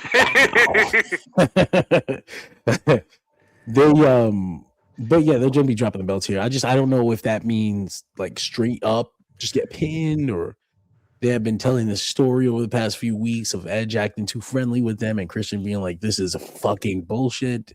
Came to a head tonight, but I don't know if they're like, I don't know if turning the Young Bucks or anything like would be worth it after this whole year of them trying to win back everybody's affection or whatever. Sure.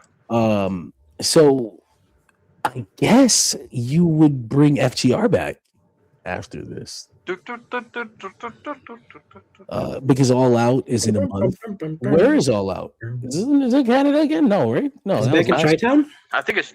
I was gonna say. Chicago. I imagine it's back in Chicago. They had to do their once a year visit. If it's not gonna be All In, they're gonna make it All Out. I don't know why I care about that so much, but I feel like All Out belongs in Chicago. Right. A little bit. Just like but their connection, especially. I'm glad it's gonna be at the Now Arena. then that's the only show you get from now on every year. Don't be like that. We need a Royal Rumble. We have That's to your have a show. Rumble. Nick's like, hey, wait, what the fuck you talking about, dog? No, it's not- you get All Out. What are you That's doing? it. No. We need a Royal. I can't Why believe. does Jacksonville get 7 Again, events? I'm just saying, Royal Rumble never once been in Chicago. That's crazy to me. There's a reason for that. It pisses me off. It's the gun violence.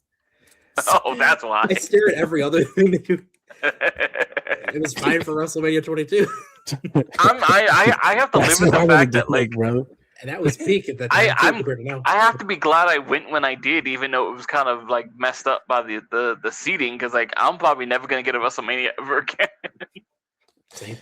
I have been to enough WrestleManias. I don't. You went to 2. I only went to the 1, but like knowing they don't want to come back because it's fucking cold, it's just like shit. I'm glad I took my shot. Been to 3, actually. Sorry. Okay, well, this fucking guy over here. They were fun. You've been to their 2 own in way. New York. Go fuck yourself. Yeah, the one in Orlando. That was when I learned that as an adult you can just go places. I'm sorry, I grew up poor. I thought I was trapped. What the fuck? I learned I'm glad we don't hopelessness and was talk about stuck the here. Orlando one. Really, I liked Orlando. I liked the show. I mean, I guess maybe watching it back, I wouldn't like it as much. But I remember really liking Lesnar and Goldberg. I was remember like, really liking the set. I also thought Lesnar Goldberg was badass. That was awesome. Yeah, That was the match they should have had. Yeah, but I also remember Randy and Bray having the fucking worst Oh, WWE the Championship bugs match. selling The us fucking projection. Matt. This is stupid. I hate this company. And I remember the stage catching on fire after the show was over. That was interesting. Oh, I don't remember that. Yeah, Undertaker's fucking lightning or whatever from his fucking fake ass retirement. That's how he should have done when he burned the damn stage down. But you did get to see one of the most beautiful sets they've ever constructed. Yes, and I got to see that bitch lit up like it was an EDM event when Naomi came out, and it was like doo, doo, doo, doo, doo, doo, doo. Procedure activate. Oh my god, that was also one of the most. It was either that event or it was the New York WrestleMania 35, where Charlotte Flair gets a fucking 10-minute pyro thing. Like it wasn't even showing on TV anymore. It was just still going off, but fucking still going off in the air. It was nuts. They love Charlotte. Anyway, They do. Wikipedia has the men's world championship as the semi-main and the women's world championship as the main event. Yeah, the lineup on Wikipedia is never dependable. I was gonna say I appreciate the enthusiasm. Like I also think Willow and Mercedes have a better build, but unfortunately, yeah, they got their history is closer than Kenny Omega and Will Ospreay's history. Like we're extending 10 years versus Mercedes and Willow's short window where they did almost all the same interactions. And if Mercedes was able to bring it together with that, I hate this bitch and her smile, always smiling when I'm at my fucking worst. And I was like, God, that's really good, girl. You tied that shit together. Yeah, so I mean, I agree, but I also, unfortunately, we live in the world where misogyny is just built in. Sometimes it's subconscious. Sure. Mercedes isn't getting that spot like she got in was it Orlando or Jacksonville? It was probably Orlando. It was COVID era, right? It was a weird time. No, it was the first show after COVID era. Wasn't that WrestleMania that they did outside anyway? We were still wasn't kind that of with in Bianca? lockdown. Yeah, that's the one. That's what I'm saying. Where she got that main event. Yeah, that's what I'm saying. It was a weird time because in the next Raw they were like back at the Thunderdome. This is were they? weird. Yeah. We were free for a moment. Yeah, they knew that they couldn't do WrestleMania inside again no matter what. Like they didn't care. Like they were like, I've still fuck never it. seen that show. I have. Well, I watched it live. It was strange. It was strange. And maybe someday we'll watch it again. But just for like the sake of it, for history's sake. But Maybe. Osprey I've versus never watched Omega it. here. I think we all know this is Will Ospreay's time. This is Crown the King. their opportunity to Make way? create probably the biggest moment for a British wrestler in the UK ever. Sure. A UK wrestler has never won the world championship in England. Closest you got was Bulldog in that same arena. That's true. Yeah, Can you it's really imagine a world where Kenny Omega pulls "Doesn't work for me, brother"? He's not tan enough. Yeah, some people, and don't get me wrong, man, I love Kenny Omega. Like he's one of the greatest wrestlers I've ever seen in my life. When all is said and done, he will rank very highly, and I doubt that it will be double digits. But Sure. And that 2000 10s run, at least part of it has a special place for me. my I fucking can't remember dog the, I can't remember the exact years. Excuse me.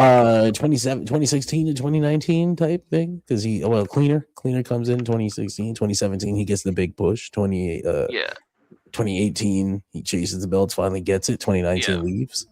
Basically that entire run with the between like Jericho and the US title to like Okada. Fucking dog is behind me snoring. I'm gonna throw something at her. I can't hear him. I don't hear it. My fear is that the mic is gonna pick just one snore up, and it's gonna sound like a fart. Well, now that you've warned us, we know. Sure, I'll John. just It's the fart. dog snoring. Yeah, you see. Yeah. So I think this is gonna be the big one. long big match, fucking 35-40 minutes, lots of stuff going on. Personally, a big ass moonsault from Kenny. I would stay away from like the big end of match schmaz and all these people running in. Like I don't think that's necessary this year. I would hope not.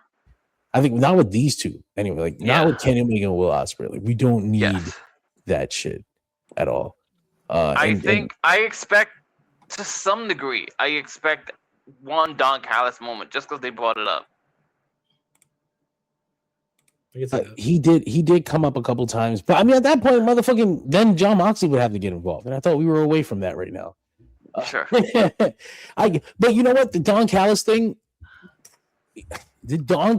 probably should come up because he was such a big part of both wrestlers' AEW career. But and because he made a point about Will needing Don to win. And maybe they should just in the middle of their violence just kind of turn around and agree to kill Don Callis together. give me a second while we murder this bald motherfucker. We gotta put another scar on his head. Just need to make it. You gotta get on the other side, balance it out. Well, Ospreay's got an axe. Now he always looks angry. Perpetual angry eyes. But yeah, this is it. This is the one. It's time. Will Ospreay is going to become the face of AEW, and he should hold on to that shit. This should be a long run. I don't think we should fuck around with it. Like I think we fucked around enough for a little while. Like MJF dropped the belt, won it back. Hangman dropped the belt after just a couple months. Joe. Minimum of what? I'm not saying it has to be 12 months, but like that's what I was asking you. What minimum of what? 8 months. A year would be cool. But I think make sure it depends on the year. You gotta have like the right contenders and challengers lined up for it, though. This needs to be like the run. Like they need to book this dude like John Cena 2006. Like he should not be losing or wondering if he's got it or whatever. Sure. He needs to be out there, work. And if somebody has to screw him to steal the title away, he can work, and get it right back. I think we're in a place where I would say like, if nothing else, you want that one like God King Okada run if you never do it again, and it would be okay. Yeah, and I mean, it doesn't even. But have I mean, to. we both come from places too. I'm sorry to cut you off. Like we both come from places where like Joe had one run with the Ring of Honor belt. You know, like Brian had one run, but like we think about those ones, it's such prestige. The thing I'm thinking about is when John Cena was on top, it certainly felt like he had the championship for 4 years straight. But he would it was constantly just like lose it to Edge, win it back, lose it to Hunter, win it back, or whoever. You know, if you wanna sort of do that with Will Ospreay, that also works for me. I do think there's going to be a point some people think TV is better that way. Yeah, it is. But there's going to be a point where the fan base starts to think, "Oh, he's over pushed," and then he keeps winning it back. You gotta leave a level of vulnerability in there, so it's not just like, oh, here's the immortal, invincible, unstoppable. No, he should be immortal, invincible, and unstoppable. Actually, and when they get sick of it, now we shift his character a little bit, and he's still gonna stay on top. No, I'm not saying to like take it off of him though. I'm just saying like you want to have it to where like he doesn't look like he's just gonna stomp on some jobbers. It's been like completely too long for Will Ospreay with all these weaknesses and mental blocks and I need Moxley to bring me back and my neck is broken. It's just too fucking much with these weaknesses already. Like this guy fucking win. That's the Will Ospreay style though. I mean, Will Ospreay is fucking whiny if that's the case. Jesus Christ. He's always got something going on, this guy. I love Deku. Bro, he's always crying. Bro, I'm fucking dying here. No, man. Top guy shit. Relatable to that though. Top guy shit. I need no more fucking relatable Will Ospreay. I'm so goofy. I'm so cool. I'm so fucking cool. Everyone, we're all the same. No, you're not the same. As a matter of fact, you're a premium. You're better than everyone, and you should act like it. I need some like dynamic. What I would like is something where it's like you're building up the story for like the general like your MJFs and your Andrades and all that. But I also wouldn't mind a little bit of a classic old school. Give him a monster of the week to crush here and there in the lead up to those. There's got to be things like that. But in the end, times like this, I'm reminded how impressive it is that like Rob Van Dam got away with like a 2-year run on top with that belt. I wouldn't say got away, considering how it ended. I got away with it, never with people seemingly never getting sick of it.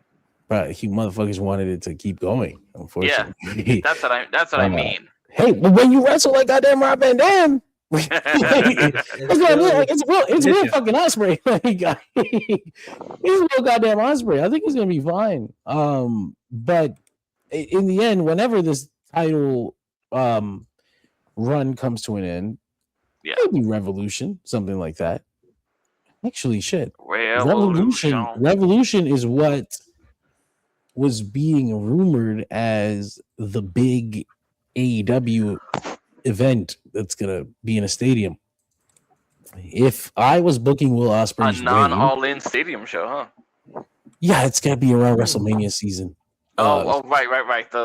The American take back show. WrestleMania to Saudi, so we booked one here that's better anyway. Event. And if I'm Tony Khan and I'm thinking booking to the future, in the bottom of my book for Revolution 2027, I have it penciled in right at the end. Main event, AEW World Championship, Will Ospreay versus Kyle Fletcher. They have had that story and they haven't touched each other again. But they fucking hated each other and they left it alone. And I thought to myself back then, man, the day Kyle Fletcher wins the title, he should take it from Will Ospreay. 8 months. 8 months. You're saying 8 months? September, October, November, December, January, February, March. 7 months. 7 months of Will Ospreay as world champion and 7 months to make Kyle Fletcher feel like a guy. Yeah. I was gonna say that's a tall order, I think. It's not. It's a tall order if it happens tomorrow. It's not a tall order if you build it for 7 months with the intent to do it. I mean, you could build anything for 7 months and still fail to get it there. That's what I'm like. I hope that's things have happened. Of course you can suck. Like, I mean, Things have happened to both guys, unfortunately. when That's what I'm talking about. I hope they 7 can months, get. I'm I hope they can assuming get that- Kyle Fletcher to a place where they're presenting him as a main event on the show that is meant to replace the WrestleMania that was taken from you. Yeah. I don't think it'd be an issue. I think looking at his trajectory right now, I don't think it'd be an issue at all. I'm just saying, assuming that nothing goes wrong. Hopefully. And you know, ignoring any potential injuries or Nothing's gonna go wrong, right? somebody tries to fucking take a pass at Sky Blue and Kyle Fletcher gets in a backstage fight. Beats up Sammy Guevara. Maybe stabs a man. You never know. But That's what you gotta do sometimes. yeah, that'd be the one. That would be the one. I'm not saying Although that with Sky you're Blue being choosing from the next- Chicago, I think she'd be the one with the knife. Or Yeah, the gun. You never know. Sky Blue stabs someone, and now Kyle Fletcher has to be at court for her. So And it'll probably be like Kane County or Cook County, so it's gonna take a long time to go. Oh no. I'm telling you, in some ways, Kyle Fletcher reminds me of not. I know a lot of people you should say Randy Orton because he cut his hair and he had tattoos or whatever. But Sure. I'm thinking more the position Randy was in 2004, four, where he not five, maybe five, not five though. By five, he did the thing with the Undertaker, and then they kind of disappeared for a little bit, but he came back. Things went all right towards the end of the year. He just fucked with the Undertaker for the whole year. But 2004, where he was the Intercontinental Champion, That was a lot. he was mixing it up with some main event guys, but not Bob in Van the Dam. main event yet. Right. He was mixing it up with The Rock, but not particularly in a match with The Rock because The Rock got shit to do. Sure. Tyler Foley. Foley, which gave him like the best match of his career up until that point. Removed her or- credibility. Yeah, and I think Kyle Fletcher's even beyond that. But in a way, it reminds me of that guy who's clearly the guy. Like you're gonna be important someday. I just don't think it's 5 years out. I don't think it's even 2 years out. I think he has evolved a lot from when he first got here, and I think the people are ready to cheer for Kyle Fletcher. So we'll see. But yeah, that's then we have our main event according to Wikipedia. The AEW Women's World Championship, Mercedes Moné versus Willow Nightingale, which we now know that Willow has a broken hand, or it's not broken, but she's injured. Headed into this. We mentioned earlier it'd be really fucking. This is an opportunity to do like a huge, big baby face performance for Willow. One where she maybe falls short because of the injury that she came in with, and she still looked like she would have lost if it wasn't for that fucking injury. Mercedes Moné fucking attacked her before the match on Dynamite, so she's got an excuse, a reason to lose and still be still be a top person that doesn't look like a loser. But I do think she's got to drop the title here. This is Okay. It's only been a month, and I love Willow. Like, God damn it. But how many times, Mercedes Moné, how many fucking times is she gonna come to Wembley and lose? How many times are you gonna do this? Where we first brought her in to begin with. She's got to win that title. She's got to have that moment. And you know what? Bailey's gonna be there. I just made that up, but Hey, everyone else is doing it. You might as well. well, no, all right. Scenario: Bailey does go to see Mercedes Moné in this big main event or whatever, and now Tony can't talk to her or refuses to. He's not going to talk to contracted talent, so you gotta show off a little bit. Like, I know she's watching type thing. Like, watch how I do this real fast. Bailey, this is how we treat the women here, by the way. It's how they got Mercedes when they invited her to All In 2023. Like, she wasn't signed. She was there to watch the show. And they were like, oh yeah, here, look. This is what AEW is like, by the way. This could be yours. You could live here if you wanted. Same thing. I imagine Bailey is watching to see her friend have her big moment, and you know what? fucking, this is what we could do. Which he arguably arguably has been multiple times. Yeah, but it ain't this one. It ain't this one, man. It's not hers. This is just different. This one's different. It hits different.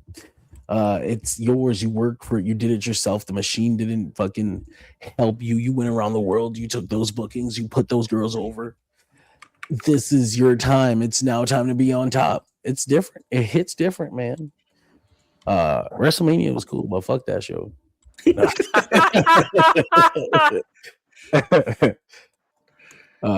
No, it's gonna be great. It's gonna be a great match. Willow's a great wrestler, injured hand or not. Mercedes is Mercedes Moné, one of the greatest of all time.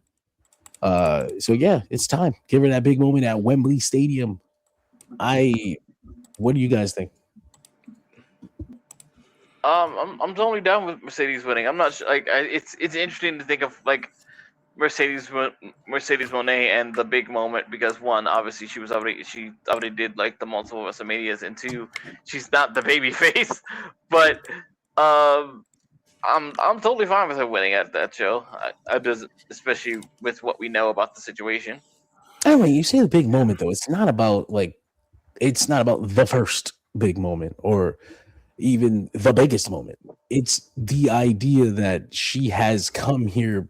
Like, she has been here for 3 years, and she has come to this moment before and not achieved it in story. So she kind of has to achieve it here. Otherwise, she looks like a fucking loser twice. You can get it. It's just Asuka at WrestleMania again. Yeah, but it's much easier for the heel to look like a loser most of the time. But it's like, I don't think she's that kind of heel right now. Like that kind, like she hasn't been chicken shitting her way through this run. She's just a little bit of a dick. And even so, even her motivation for this match is not even like fully heelish. She's like, man, this is the bitch that keeps beating my fucking way at all the darkest moments of my life. I owe myself this win. I was like, that's she did also just put herself in an advantage to have quite an unfair advantage for this win. Well, her idol's Eddie Guerrero, the guy who did that kind of stuff as a babyface all the time. This is the we lie, we cheat, we steal, Greg. Well, that's not her gimmick, but she lies. She says she steals. She just doesn't say it because that's copyrighted. It's not the same thing. This has happened. I don't think she, like, how many, even in WWE, she would get these title opportunities, she'd get these big moments, and then very quickly afterwards, they would be like, all right, give that back. We've got more people that we want to focus on for the rest of the year. Sure. And I don't think that's going to happen this time. I think this is going to be the run she never got. And that's important. I think it's time to give her that, especially since you pay her so fucking much. You've had her here for 3 goddamn years already. It's time to make some of that money back. Even I'm kidding. She's done her work. She's done more than she's done a lot of shit. But yeah, put her on top of the women's division. The women's division needs a star right now anyway. Needs more than one. But for now, let's just get one. Just put her right there on the top of the Christmas tree, shining. The one who's closest to the top, pretty much. Take your belt to all the Disney premieres. That shit is important, man. That shit. You gotta show up at the fucking Mandalorian, the Ahsoka season 2 premiere with the World Championship, taking pictures of Mickey Mouse and shit. I didn't say anything else. That was the type of thing MJF and Swerve would be doing. There's an audience. It's definitely time, I think. Although, I mean, like I said, I love Willow. I mean, if Willow won, I wouldn't be like, oh no. What a travesty. Oh no. But yeah, I'm good. I'm excited. This is great. This is great. This is a great card. However, there's some people missing, some notable people missing. Okay. Where's Thekla? I assume there was a reason they kept her off TV so much after that. I have theorized, and then I found out that other people theorized it, so it's like easy to think of that she's going to show up on this card. Like, why the fuck Am I not on this card? What happened?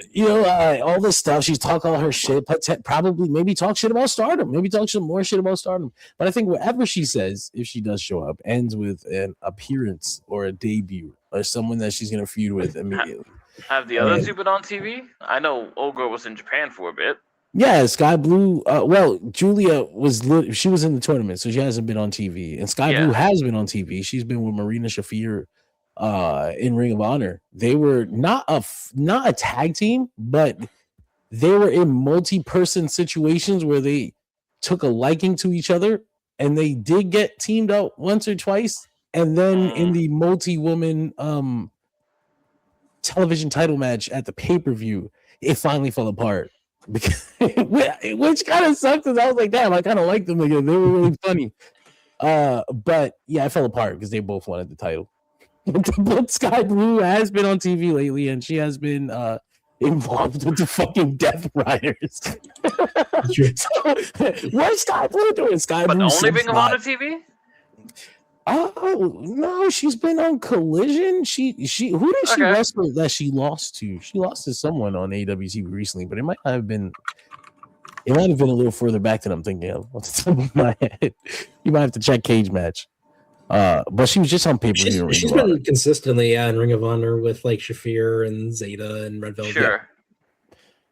Yeah, they wanted to mix it up in that TV division so that they could have that multi-person match at the pay-per-view. And it worked. It worked out well. But yeah, Thekla coming out and possibly getting confronted by Kairi was what I thought would be like the best way to do it. Kairi is free. Kairi can also represent the spirit of Stardom against Thekla's evil ass. Kairi can show up with Stardom friends. They got beat by Divine Dominion in July. There you go. That was the last time they were on the AEW main TV. That was when they killed them. they wrestled fine, but they sent them to hell. And then Julia went to Japan. As one does. As has happened. So she's missing. FTR not on the card, which is really interesting because there is a report that their contract is coming. Well, they did go on a sabbatical.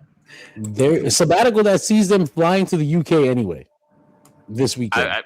I don't know anything about that. Yeah, they're flying to the UK to wrestle on the Rev Pro show the night before. I did not know about that at all. I imagine they will have something to do at this show, and that's why I brought up that this Young Bucks Edge and Christian match I would not feel comfortable if it just ended. Ends right it's there. It's over. That's it. New champs. Bye. Because FTR's got history and stuff to settle with both teams. They took my title. I want my title. Honestly, with FTR, it's very easy. Like, I just want my belts. I'm here for my belts, and I hate you.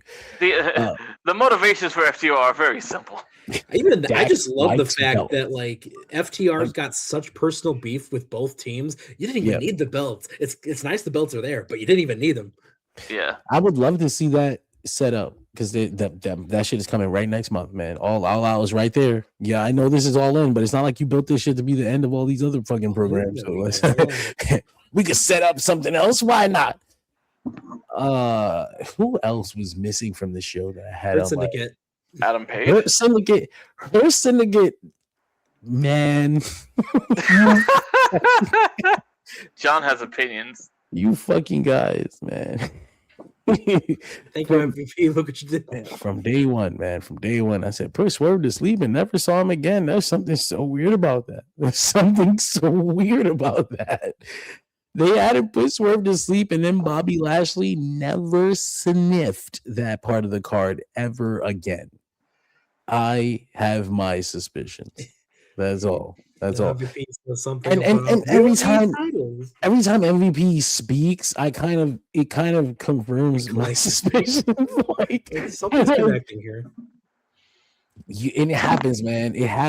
These guys come from WWE with WWE PTSD. Now, I don't want to lose.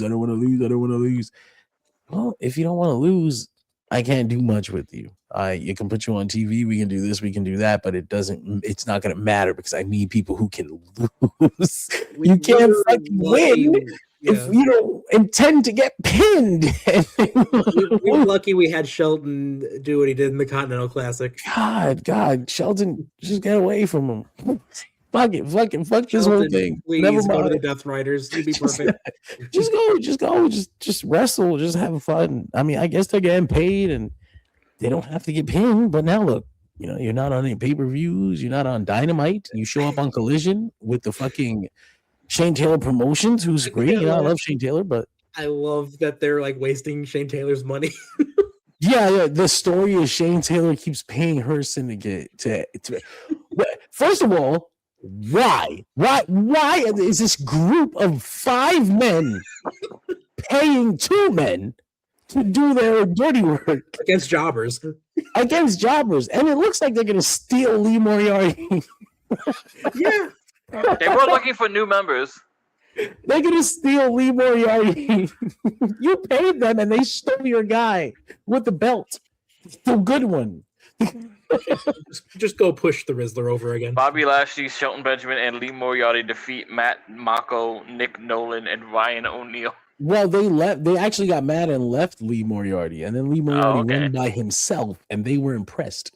Okay. Remember too, the last couple of weeks they would beat up everyone, not let anyone else get involved, and then they're just like, "That's it." And then Moriarty kind of like would wrap it up. Yes, I do think they're gonna do a thing where Lee Moriarty ends up with a her syndicate. But look at what a year of fucking around has gotten you. You're nowhere to be found on the biggest card of the year. Enjoy the after party, I guess. Or the pre-show tag. I don't know. I get bothered by these guys sometimes. It's like, fuck you. I thought we were done with guys like this. I thought we were done with people. I thought we won you over when you had that opportunity with Jericho and you were like all happy looking at the crowd, Bobby Lashley. What happened? Well, MVP told me that I shouldn't be like losing at all ever. So I don't. And I think life is good. Yeah, I think so. I think those are some of the those are the real big standouts. You gotta throw Mystico in there somewhere. Mystico will probably be in that Casino Gauntlet. I can say that, They apparently, well, you know what? I don't know. Honestly, I don't know. Originally, he wasn't on the card Friday for Arena Mexico, and then I was like, whoa, neither is Mascara Dorada or Neon. What the fuck? They taking all of Sky Team in the UK? But okay, so Eddie Kingston was supposed to challenge Hechicero for the CMLL World Heavyweight Championship on Friday, and they announced it as such, even as late as yesterday. But we know, and as the main event, we know that Eddie Kingston is not medically cleared. He's been removed from the Continental Challenge Cup and is likely not able to wrestle. So if he can't wrestle in AEW, he probably can't wrestle in CMLL. But they did announce that match on Wednesday. So another thing that happened Wednesday was Mystico cut a promo from home, which means we didn't even plan on having him here for Informa, but we have to make a quick decision.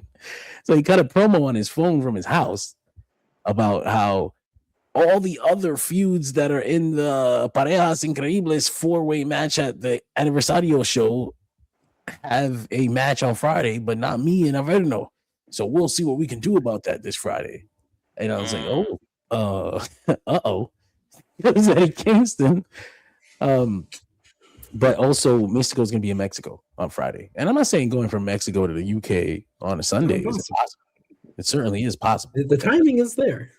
Especially with Tony Khan's jet. Right. And Mystico literally went from I know it's not the same distance, of course, but Mexico one day, Pennsylvania the next. So. But it's certainly a different situation than when he wasn't on the card at all. And I'd be like, hell yeah, he's free. He's gonna be there. We'll see though. I'd like to see Mystico there. I don't know if the Europeans are gonna know the song. They've got to find a way to karaoke that shit because it's so interesting. Like the crowd wants to take part. They know they want to sing the song. They've seen the videos, but they can't speak Spanish. I know that's been an issue with Metalingus. Even is people kind of flub over the words because they kind of lose themselves. And I think just pop the lyrics on the Tron. Yeah, I think I think the people that lose themselves on Metalingus are of weak bloodline, and they don't deserve to finish the song. Because so many towns have finished the song. Like, and Edge stands there and he's like, "Oh God, I love this so much. It makes me fucking come." I can't be surprised because I came up in a time when people could not keep up the drum beat from Masawa Kantara.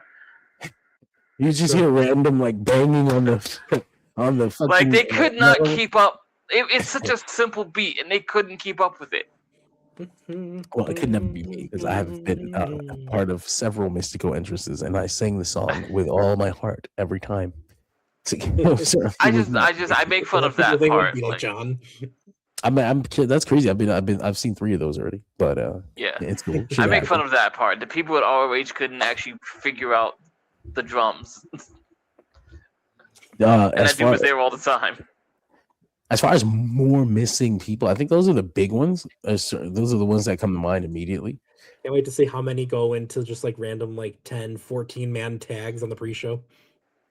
And that's what they've done in previous years too. So, but yeah, no, that's AEW All In. That's the preview. We're gonna be back next week to talk about the show itself. All 3. I'll talk about all 3 shows. By then, I would have at least seen 2 of them. I don't know. I don't know how I'm gonna make that work, but I'll make it happen. This is what we're here for. Podcast. This is what we do. We're Dershi Radio. I do the coverage, and you guys don't have to. Yeah.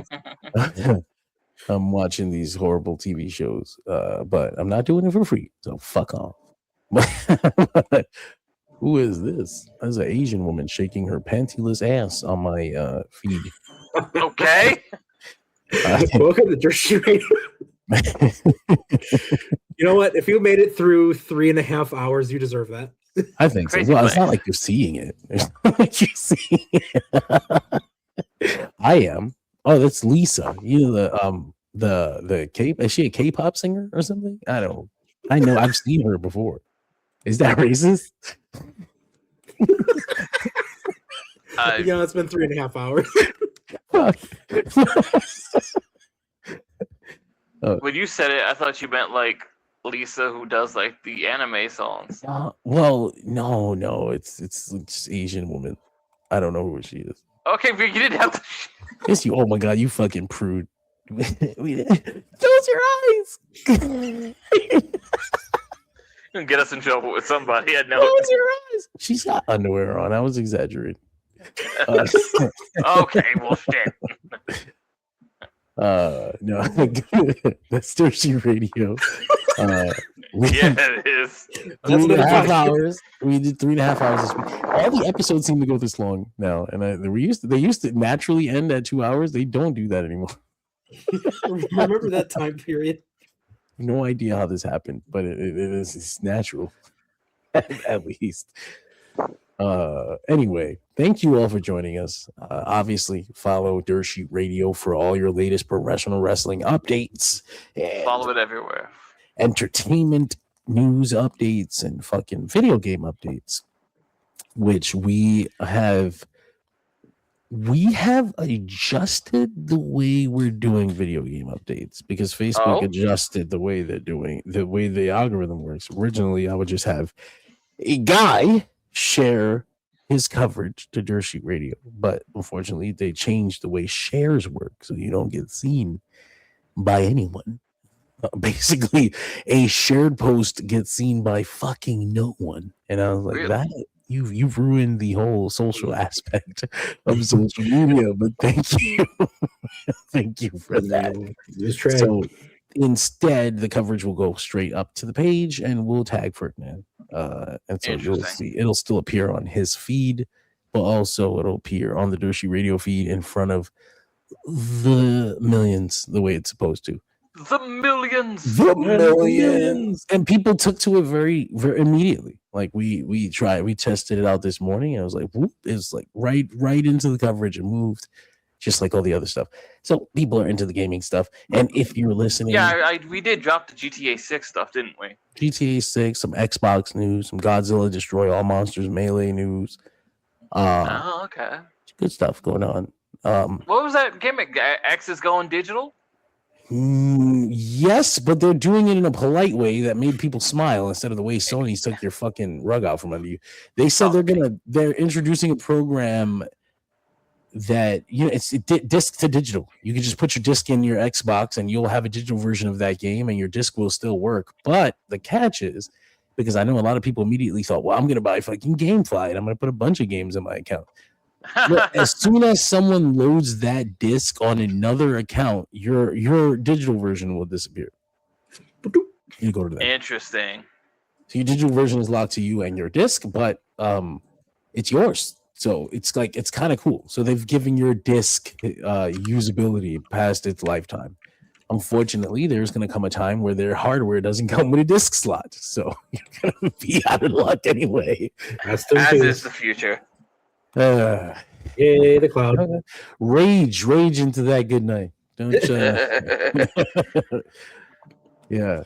But thank you guys for joining us again. Doshi Radio. Follow Nick Larocco. Follow Nick Larocco on Facebook. Yeah, you want to follow me. Neek Breaker. Neek Breaker on Instagram. You want to follow me on Facebook. I share some cool stuff. I share some funny stuff, and I'm going to flex for you now. We're supposed to do major issues this week, but it has gone on hiatus, and I don't know how long. I'm so concerned. It's like I'm scheduled for 30 episodes, bro. I was so excited.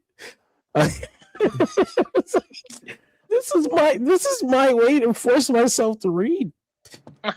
Major Issues DSR edition. Incredible. I'm just gonna read Sinestro Corpse War again. I was so excited. We're gonna talk about it with Greg. And yeah. I was sitting there just like, wait. So do I start this? When do I start? I was supposed to know. I tried to line this up completely. I was supposed to do a podcast on the Absolute Martian Manhunter this week, and I have all 12 issues sitting on my desk because I was like, yes, finally, I'm gonna finish this, and it's work, so I've got to force it in. I got to take the time, and which is the way I can convince my mind to allow me to sit down and read peacefully. Unfortunately, it was taken away from me. It's gone now. No. We'll be back. It will return. We'll be back. Major issues on Comic Book Click. But for now, follow Comic Book Click as we approach 70,000 followers. And we become the main fucking comic book source of information on social media. Comic Book Click was recently quoted on the cover of Hulk Smash Everything by Marvel Comics. So if you find yourself buying the latest trade paperback volume of Hulk Smash Everything, you'll see up in the top left corner a quote from a Comic Book Click review. That's us on the cover of Marvel Comics, bitch. We does this. We're everywhere. This is a long time ago. George did an episode of Comic Book Click where he went to the future and saw there was nothing but great success. And we said, how will we get there? We got there. We're here. This is the future that he visited all those episodes ago. It's awesome. So major issues will be back eventually. Where's our giant C tower? For now, you see, I'm working on that. We get a Dershi Radio headquarters, but the problem is that when you get a headquarters, you develop a weird workplace environment, especially when I'm on top, and I don't know if I can handle that. God damn it! You're such a Why is there so much butt slapping downstairs? You guys stop the horseplay. Slap ass. John, that was you walked into my office. Hello. Why doesn't the HR department do anything about this? Why? I am HR, you son of a bitch. I am the HR. Anyway, thank you all for joining us, and we'll see you next week. This concludes our broadcast day. Good night, and God bless. The sport of professional wrestling!